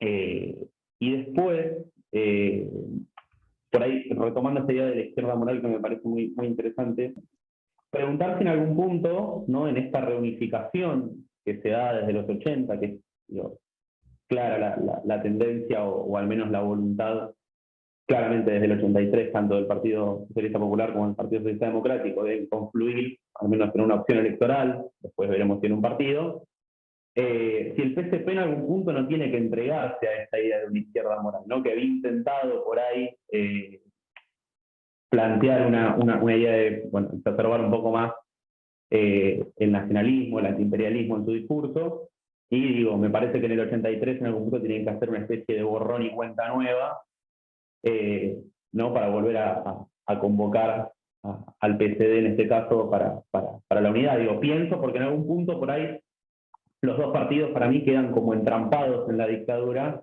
por sus propias identidades políticas. Digo, pienso el PSD aportando funcionarios, ¿no? Su compromiso, ¿no? Tanto el propio Scioli como Walter Constanza, como el intendente de Mar del Plata, que se nos fue el nombre, como el PSP con su apoyo decidido y muy militante con respecto a Malvinas, ¿no? Entonces, como en algún punto los dos partidos quedan en algún punto muy entrampados en distintos momentos del proyecto de la dictadura, y como en algún punto me parece que el PSP ahí hace, o tiene que hacer cierto, por ni cuenta no, decir, bueno, uno de los, ¿no? En el 81 los llamados a la unidad que hacía Esteves Boero decían, o dejaban afuera expresamente a partidos colaboracionistas, y en el 83 llama a todos los grupos que se identifiquen como socialistas, ¿no? En algún punto como, bueno, en el marco de la apertura democrática, ¿no? Hay que llamar a todos los que quieran venir. Entonces, bueno, preguntar un poco eso, ¿no? Si en esta reapertura democrática y en esta redefinición por ahí progresiva de la cultura política nacional, ¿no? El hecho de la revalorización de la democracia y la propia revisión de la tradición socialista, el PSP no tiene que un poco, en esa transformación de su propia cultura política y de su identidad política, renunciar o entregarse a la idea de convertirse o de militar más en el espacio de una izquierda más moral. Ricky, muy linda presentación, la verdad una gran síntesis, un siglo, pensé que no ibas a llegar, pero llegaste, precubriste más de un siglo, ¿no? Ciertamente. Quería empujarte un poco a que digas algo más sobre cómo ves vos la última etapa. La etapa que comienza, digamos así, después de Malvinas, después en los años democráticos, en la transición democrática, ¿no? Y vos ahí lo que decías es, le pusiste un título, que es el que yo te pido que desarrolles un poco, que es desdibujamiento. Y hablaste también de resultados problemáticos, ¿no? Entonces yo quería que digas algo, porque me parece, en tu visión, me parece, eso se da en dos planos. En el plano de las ideas, ¿no? Hay una pérdida como de especificidad de las ideas, y también en el plano de los resultados electorales, salvo, bueno, por supuesto la experiencia de Wiener en Santa Fe, pero bueno, tiene yo creo que condimentos muy específicos que tienen que ver con lo que pasó después del 2001, ¿no? Nada, volviendo sobre cómo comenzamos la reunión, me acuerdo quién comentó la muy probable alianza entre el socialismo santafesino y Schiaretti, que, bueno, objetivamente, te guste o no, es el centro derecha peronista, ¿no es cierto? Está a la derecha del peronismo kirchnerista, ¿no? Y en términos como de posicionamiento, ¿no?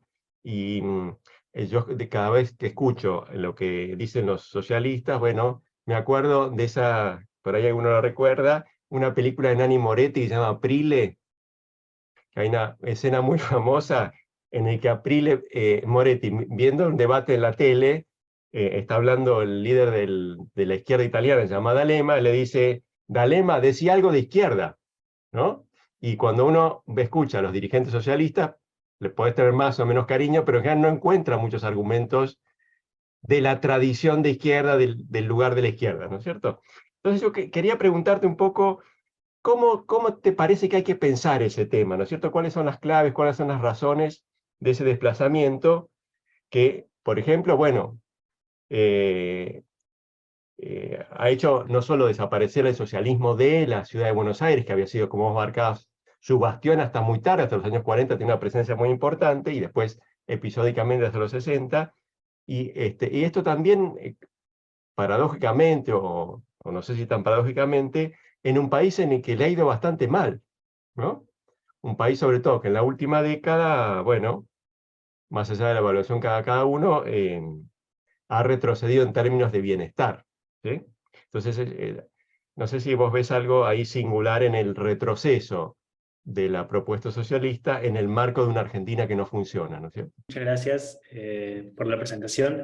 Quería preguntarte por la cuestión de la relación del socialismo, sobre todo en la primera mitad del siglo XX, con la cultura de masas. que me parecía un tema sobre el que se ha escrito últimamente unas cuantas cosas, ¿no? Y sobre todo los socialistas llegaron como a producir algunas películas de cine mudo, a editar discos, ¿no? Con discursos de palacios y eso, y hasta tener como incursiones en la radio, ya en los 20 y en los 30. Quería preguntarte cómo veías vos esa cuestión, si te parecía que hubo una política específica para trabajar sobre esos medios, o cómo se relacionaron, digamos, el partido o los distintos sectores del partido con el problema de la cultura de masas. Gracias. Son varias cosas. Bueno, de Marcela, empezando por lo del Senado, creo que había algo más, pero en realidad, ellos están en contra del Senado mucho antes de tener cualquier tipo de representación, ¿no? O sea, en parte uno puede decir que es casi de importación, ¿no? O sea, sus modelos son los socialismos europeos, que tienen modelos parlamentarios unicamerales, ¿no? Entonces, claro, ¿cómo, digamos, eso por un lado. Segundo, como decía antes, son unitarios.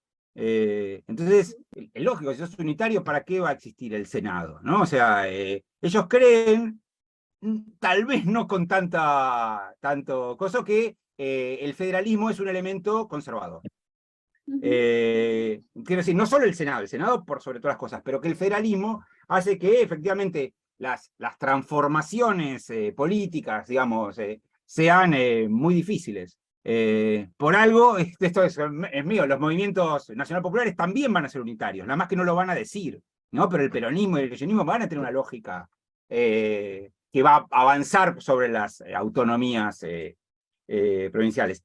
Esto va a abandonarse, el unitarismo se va a abandonar justamente en los 20, los 30, cuando los partidos haya cierto peso de los socialismos provinciales. Bueno, esto se va a abandonar, digamos, ¿no? Entonces van a dejar de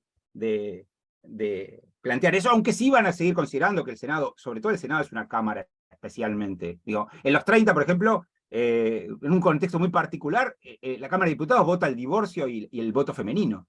En un momento muy particular, porque lo votan los socialistas independientes, lo votan los radicales antipersonalistas, incluso sectores conservadores. Entonces llegan a salir en diputados, el Senado ni se trata, ¿no? Entonces, bueno, hay algo de eso, ¿no?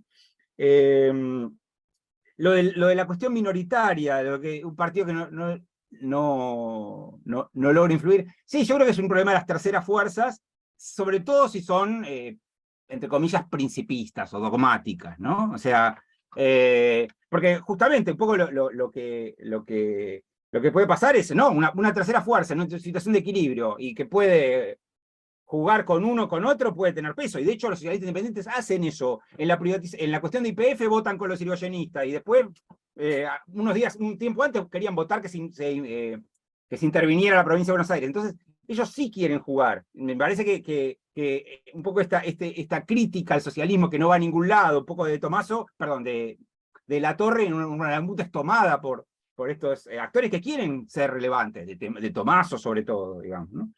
Pero sí, obviamente, si uno está en esta cosa que solo importa la propia agenda, puede influir poco en otras cuestiones, ¿no? Con respecto al 56 y 57, sí, a mí siempre me parece súper interesante esto, porque no se rompe el mundo intelectual, digo, Sábato y Borges en el 56 se matan y Borges le dice a Sábato que es un traidor porque no defiende ya más al Libertador. O sea, es ese momento en que decir, uno diría, bueno, es el libro de Spinelli, ¿no? Uno diría, esa ruptura del espacio antiperonista y que lleva, uno diría, al nacimiento de nuevas fronteras. Me habías preguntado algo más que tenía que ver con Aricó, pero ahora no me acuerdo bien cómo era, digamos, pero... bueno, no, había una primera pregunta en todo caso que no, entonces no. No bueno. sé, tendría que volver a buscar el apunte. Con respecto a los planteos de Walter, ¿no? A las preguntas de Walter. Sí, efectivamente hay el 31, bueno, ahí es un momento, por eso digo, hay una mezcla de cuestiones relativamente principistas, diciendo, bueno, finalmente estamos contra la dictadura, con también un montón de cosas, bueno, algo hay que hacer, los radicales no se presentan, y genera muchísimas discusiones. Hay algunos que dicen, no, la alianza tiene que ser los radicales, Coca dice eso, el aliado tienen que ser los radicales. Los socialistas santafesinos dicen, ¿cómo vamos a ir con los...?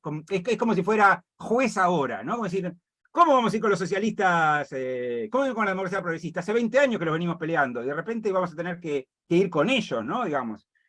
Sin embargo, bueno, se impone esa cuestión. Uno puede decir que el PDP del 83 y el socialismo democrático del 83 son no solo más chicos, sino efectivamente los dos han girado muy a la derecha, ¿no? Digo, tanto Ghioldi como Martínez Raimonda, digamos, no son, bueno, decir, ni siquiera Repetto, y bueno, claramente no de la Torre, digamos. Entonces, bueno, ahí se puede ver como algo más glorioso, algo que en su momento fue bastante pragmático. Aparte, la Alianza Civil tiene particularidades. En realidad, en general ellos la llaman Alianza Demócrata Socialista. Alianza Civil sobre todo se usa en Córdoba, y ahí la que ha escrito algo y a la que le interesa mucho, y siempre hablamos bastante de eso, que es Ana Clarisa Agüero, que en Córdoba es una lista del reformismo. Es el reformismo universitario metido a la política. Berman es candidato a gobernador, Deodoro Roca es candidato a intendente de Córdoba, y bueno, y tienen muchas incluso dificultades con el propio socialismo, ¿no? E incluso tienen cierto diálogo con sectores conservadores, ¿no? Sobre todo con Cárcano.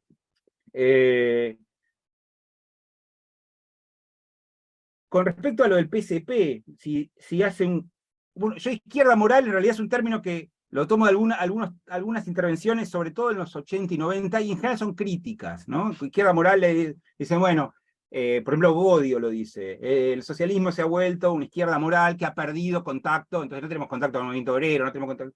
En realidad, uno puede decir, con el único movimiento social que tiene cierto contacto, y pues sobre todo vía PSP, es el movimiento estudiantil, ¿no? Digamos, uno podría decir, ciertos sectores del movimiento cooperativo, podríamos decir, pero básicamente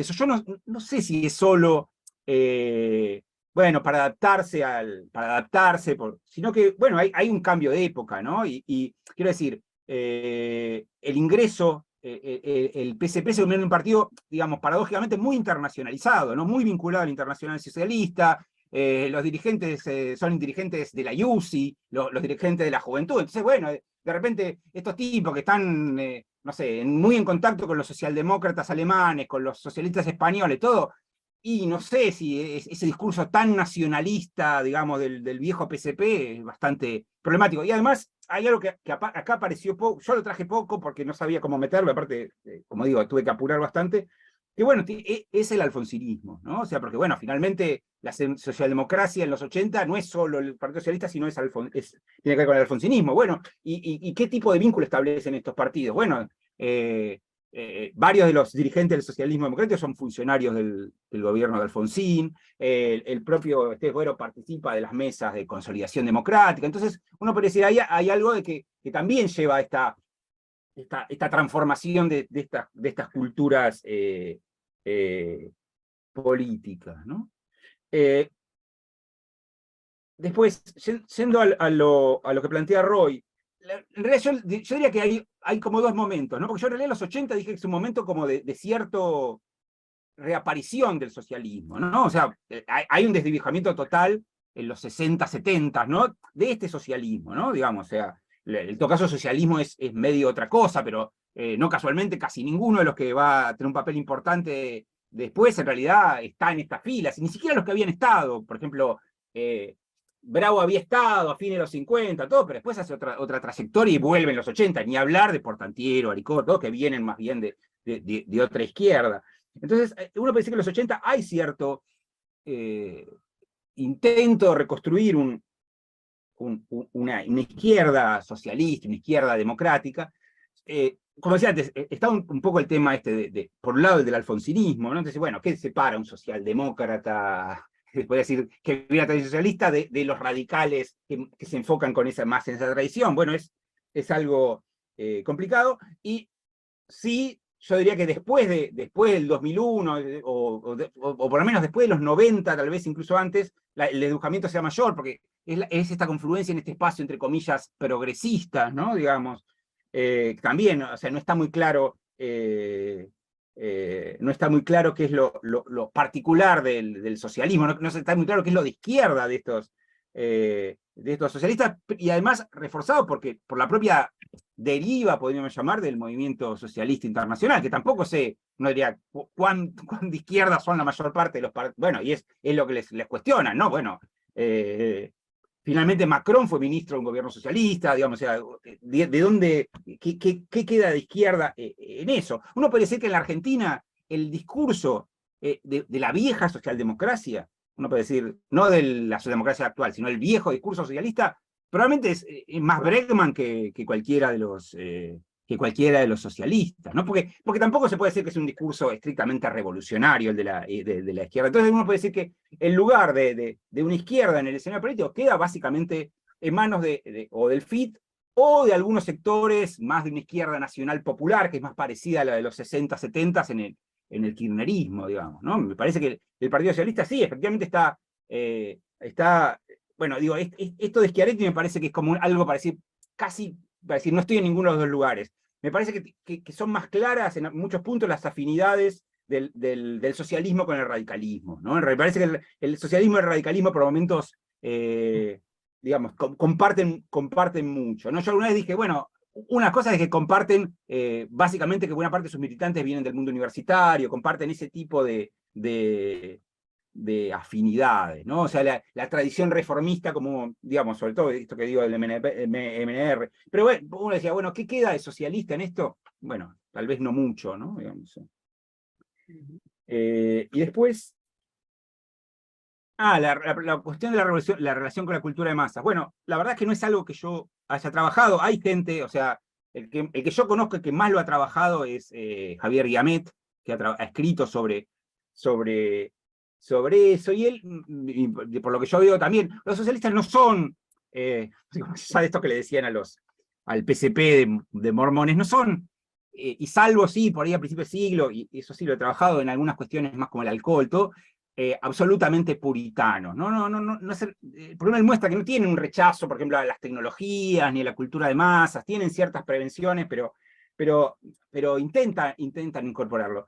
Me parece que lo logran poco, pero en parte me parece que tiene que ver con que es un partido que tiene poca eficacia en darse políticas para ese tipo de cuestiones, ¿no? Para políticas sectoriales para esto. Yo alguna vez lateralmente escribí alguna cosa sobre el pequeño libro socialista y sobre las publicaciones de los 30, y por ejemplo, yo decía, lo dicta todo La Vanguardia. O sea, por ejemplo, los comunistas en ese momento tienen una política editorial, tienen una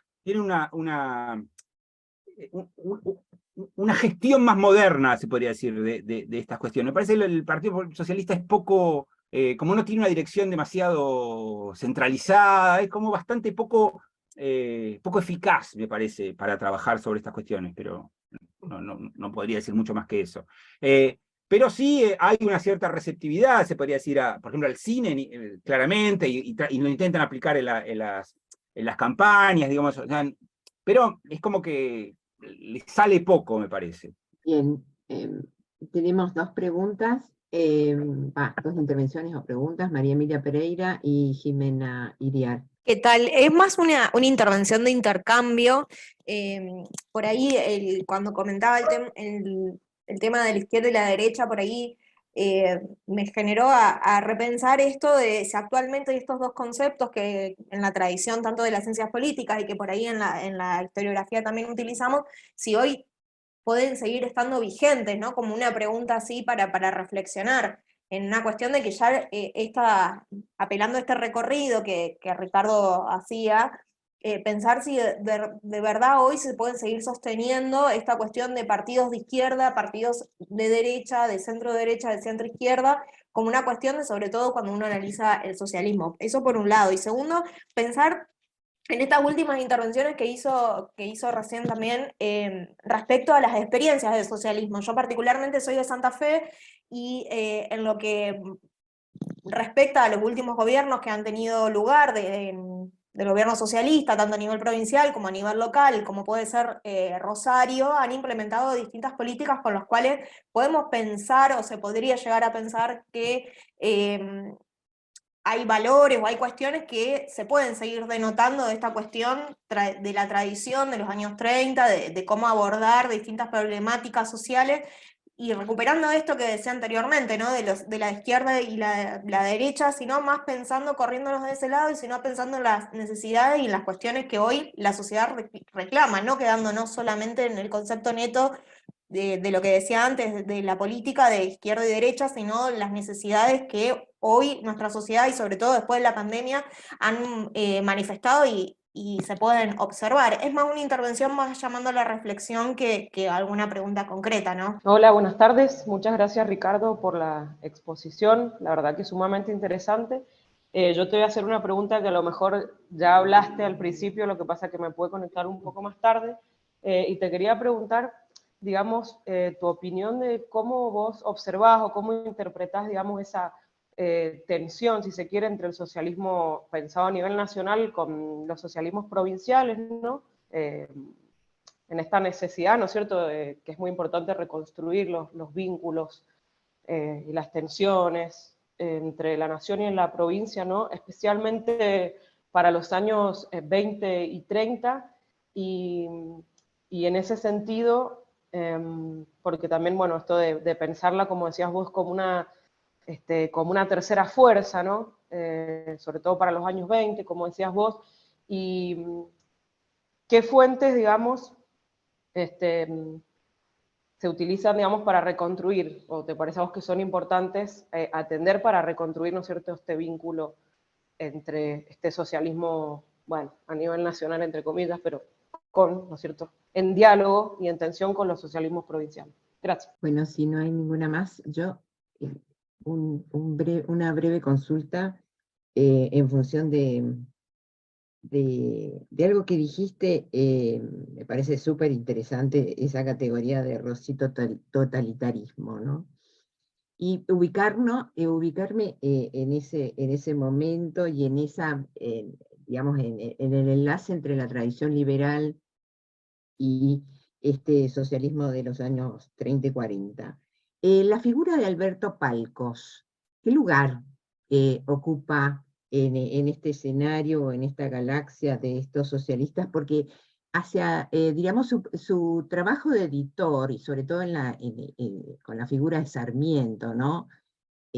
Fue muy importante, y por lo menos lo que yo pude ver en el momento del centenario de la muerte de San Martín, ahí lo que se puede apreciar, hay un boom editorial enorme, ¿no? Porque todo tiene que ver con San Martín, San Martín, San Martín, obviamente, y lo que sí hay es, diríamos, una sintonía de un clima y de una sensibilidad nacionalista que abarca las derechas y las izquierdas, digamos, ¿no?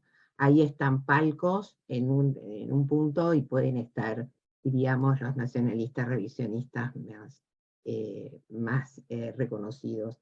Entonces, bueno, más o menos Palcos en ese mundo, ¿qué lugar ocupa?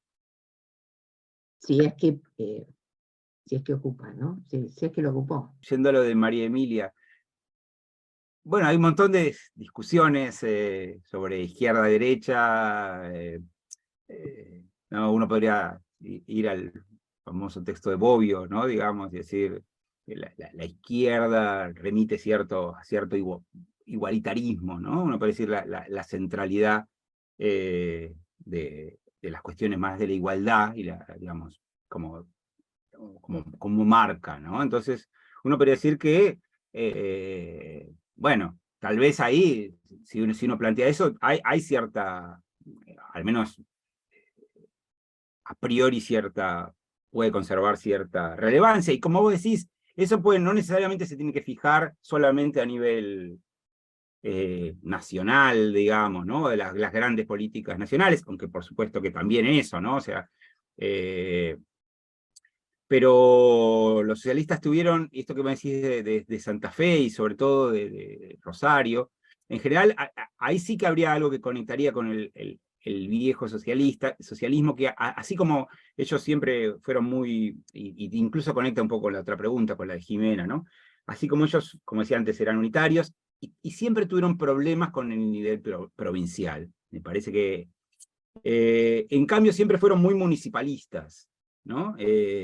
Entonces, y siempre uno podría decir, por ejemplo, si uno lee intervenciones de Justo, pero también de los 30, ¿no? Un poco esta idea de que, sobre todo cuando ellos se empiezan a pensar un poco más en la necesidad de intervención estatal, se podría decir, o intervención pública, siempre van a distinguir entre nacionalizar y socializar, digamos, y siempre van a decir, bueno, esto tiene que estar en manos de los municipios, o incluso tiene que estar en manos de cooperativas locales, digamos, ¿no? Entonces, me parece que ahí está esta apuesta por extender ciertas políticas locales y pensarlas en claves relativamente igualitaristas, podríamos decir que yo, desde el hospital público, la escuela, etcétera, etcétera, o los espacios públicos, me parece que sí sería decir, bueno, en estos espacios tal vez es más posible, no sé si es más posible, o en todo caso, justamente como en realidad son prácticamente los únicos espacios que gestionó el socialismo, en realidad gestionó otros municipios, ¿no? Digamos, bueno, Mar del Plata, por empezar. Pero uno diría, nunca, salvo Santa Fe, nunca gestionó una provincia, digamos. Entonces, uno diría, en esos lugares pensar ciertas continuidades o cierta posibilidad de una política socialista, o al menos una política progresista, de izquierdas, etcétera, etcétera, tal vez sea más posible, digamos. Con respecto, la pregunta de Jimena tiene que ver con esto. Como decía antes, los socialistas siempre se llevaron, sobre todo al principio, ¿no? Se llevaron bastante mal con el nivel provincial. No es casual que fuera de Buenos Aires, los otros lugares donde tuvieron relativo peso político y desarrollo político fueron los territorios nacionales. Llegaron a ser una fuerza muy importante en La Pampa, llegaron a ser una fuerza importante en el Chaco, llegaron a ser una fuerza relativamente relevante en Misiones, digamos.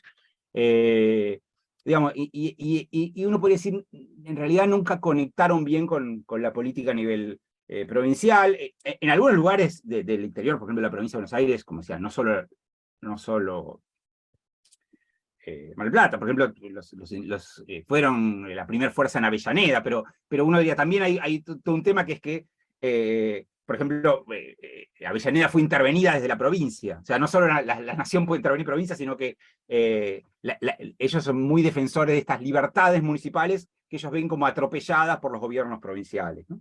Eso por un lado, ¿no?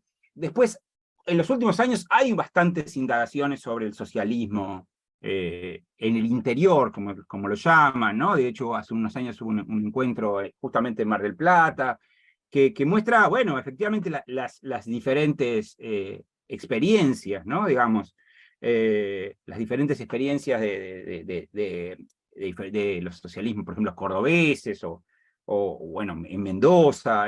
Hubo momentos, sobre todo, que algunas provincias tuvieron un desarrollo importante. San Juan en algunos años, digamos, ¿no? Por ejemplo, en los 30, ¿no? En los 30, por ejemplo, uno podría discutir si el socialismo es más fuerte o menos en los 30 que en los 20, pero sin duda que es un partido mucho menos porteño, digamos, o sea, o menos, siempre es un partido en el cual Capital y Buenos Aires tienen mucho peso, pero en esos años sobre todo tienen bastante desarrollo en algunas provincias, ¿no? Porque bueno, Mendoza es un caso, también Mendoza va a ser un caso que de hecho va a haber una escisión, ¿no? Que va a ser el socialismo obrero, que tiene casi su principal desarrollo en Mendoza, pero no solo eso, sino que además plantea como una de las cuestiones la cuestión del interior, ¿no? O sea, la cuestión del interior es una parte de la agenda de este socialismo mendocino, ¿no? Digamos. Eso lo trabajó sobre todo Ilana Martínez, cuando trabajó sobre el socialismo. Ahora, bueno, las fuentes, bueno, para estos socialismos provinciales, bueno, depende de la prensa local, cuán atenta está. Bueno, si los socialistas tenían prensa propia, los socialistas, muchas provincias tenían, o territorios, por ejemplo en La Pampa, tenían prensa propia, digamos. Eso lo ha trabajado Federico Martocci, que ha trabajado sobre el socialismo pampeano. Ahora, y si no, la prensa local general, y en algunos lugares, incluso los archivos, por ejemplo, en Bahía Blanca, el archivo del socialismo de Bahía Blanca está mucho mejor, mucho más conservado, y puede decir, de hecho por eso se han producido algunas cosas mucho mejores que el socialismo de Buenos Aires, ¿no? Digamos. Entonces, bueno, ahí es muy variable, ¿no? Digamos, o sea, habría que ver en cada lugar, pero en los últimos años sobre todo hay bastante más atención a esto, y además efectivamente uno parece que las realidades locales son bastante diferentes. Entonces en algunos lugares estos partidos socialistas, por lo menos a nivel municipal, sí llegan a establecer ciertas alianzas con otros grupos, digamos. Bueno. Y después con respecto a Beatriz, bueno, lo del totalitarismo es esta expresión, como yo decía, de Ghioldi, que es esta mezcla de rosismo y totalitarismo, porque lo que él dice es el peronismo, por un lado, es un renacer de esta, él cita a Joaquín B. González, el renacer de la ley del odio que está en la historia argentina, etcétera, etcétera, pero esto no se podría haber producido si además no contara con el apoyo de estas fuerzas fascistas que derrotadas en Europa buscan una nueva cabeza de playa en el Río de la Plata, ¿no? Más o menos ese es el argumento. Es una mezcla de la contemporaneidad con estos problemas atávicos, se podría decir, de la cultura argentina, ¿no? Y ahí, por eso, bueno, también el diálogo con Sarmiento, ¿no? Y digamos, es interesante que en Ghioldi aparece Sarmiento, está permanentemente. Y uno parece, bueno, los socialistas siempre tienen un diálogo con la tradición liberal, pero uno puede decir que en Justo, y ni hablar en Korn, es más importante Alberdi que Sarmiento, digamos, ¿no? En cambio, en Ghioldi no, en Ghioldi es este voluntarismo de Sarmiento, esta idea de la política y la educación, digamos, que ocupa un lugar más central.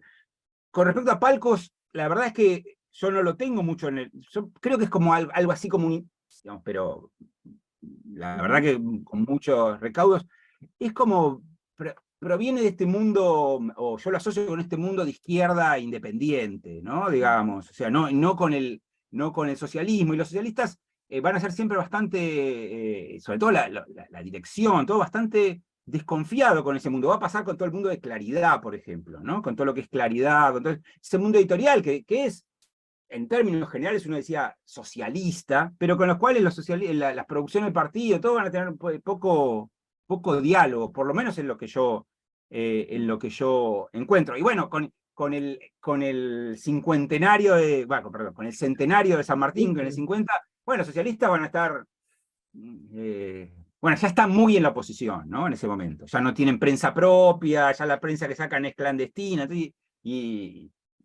pero bueno, la verdad es que no lo ubico ahí, en ese mundo a Palcos, digamos. Bueno, muchas gracias. Fenómeno. No sé si hay alguna otra pregunta, comentario. Bueno, siendo las 7:59, Ricardo, y toda esta audiencia que se ha mantenido fiel desde las 18 horas, bueno, nos queda solamente agradecerte. Ha sido realmente espléndida tu intervención, potente aparte, muy movilizadora, al cruzar más de un siglo. Así que bueno, renovamos nuestro agradecimiento no solamente a vos por parte de la asociación, sino a todos quienes hacen posible esto, y sobre todo a los que se mantuvieron atentos no solamente a tu exposición, sino a los comentarios. Así que bueno, los esperamos la próxima semana con el panel, y aprovechamos para avisar que ha sido reprogramada la charla de Margili para el jueves 6 de julio en el mismo horario, y les haremos llegar el enlace para completar los módulos de este curso. Así que bueno, nos vemos la semana que viene. Y muchas gracias por la invitación. No, Ricardo, gracias a vos. Gracias, Ricky. Muy bueno. Gracias, Roy. Buenas noches, muchas gracias. Gracias, Chau, Ricardo. chau. Chao. Buenas noches. Buenas noches a todos.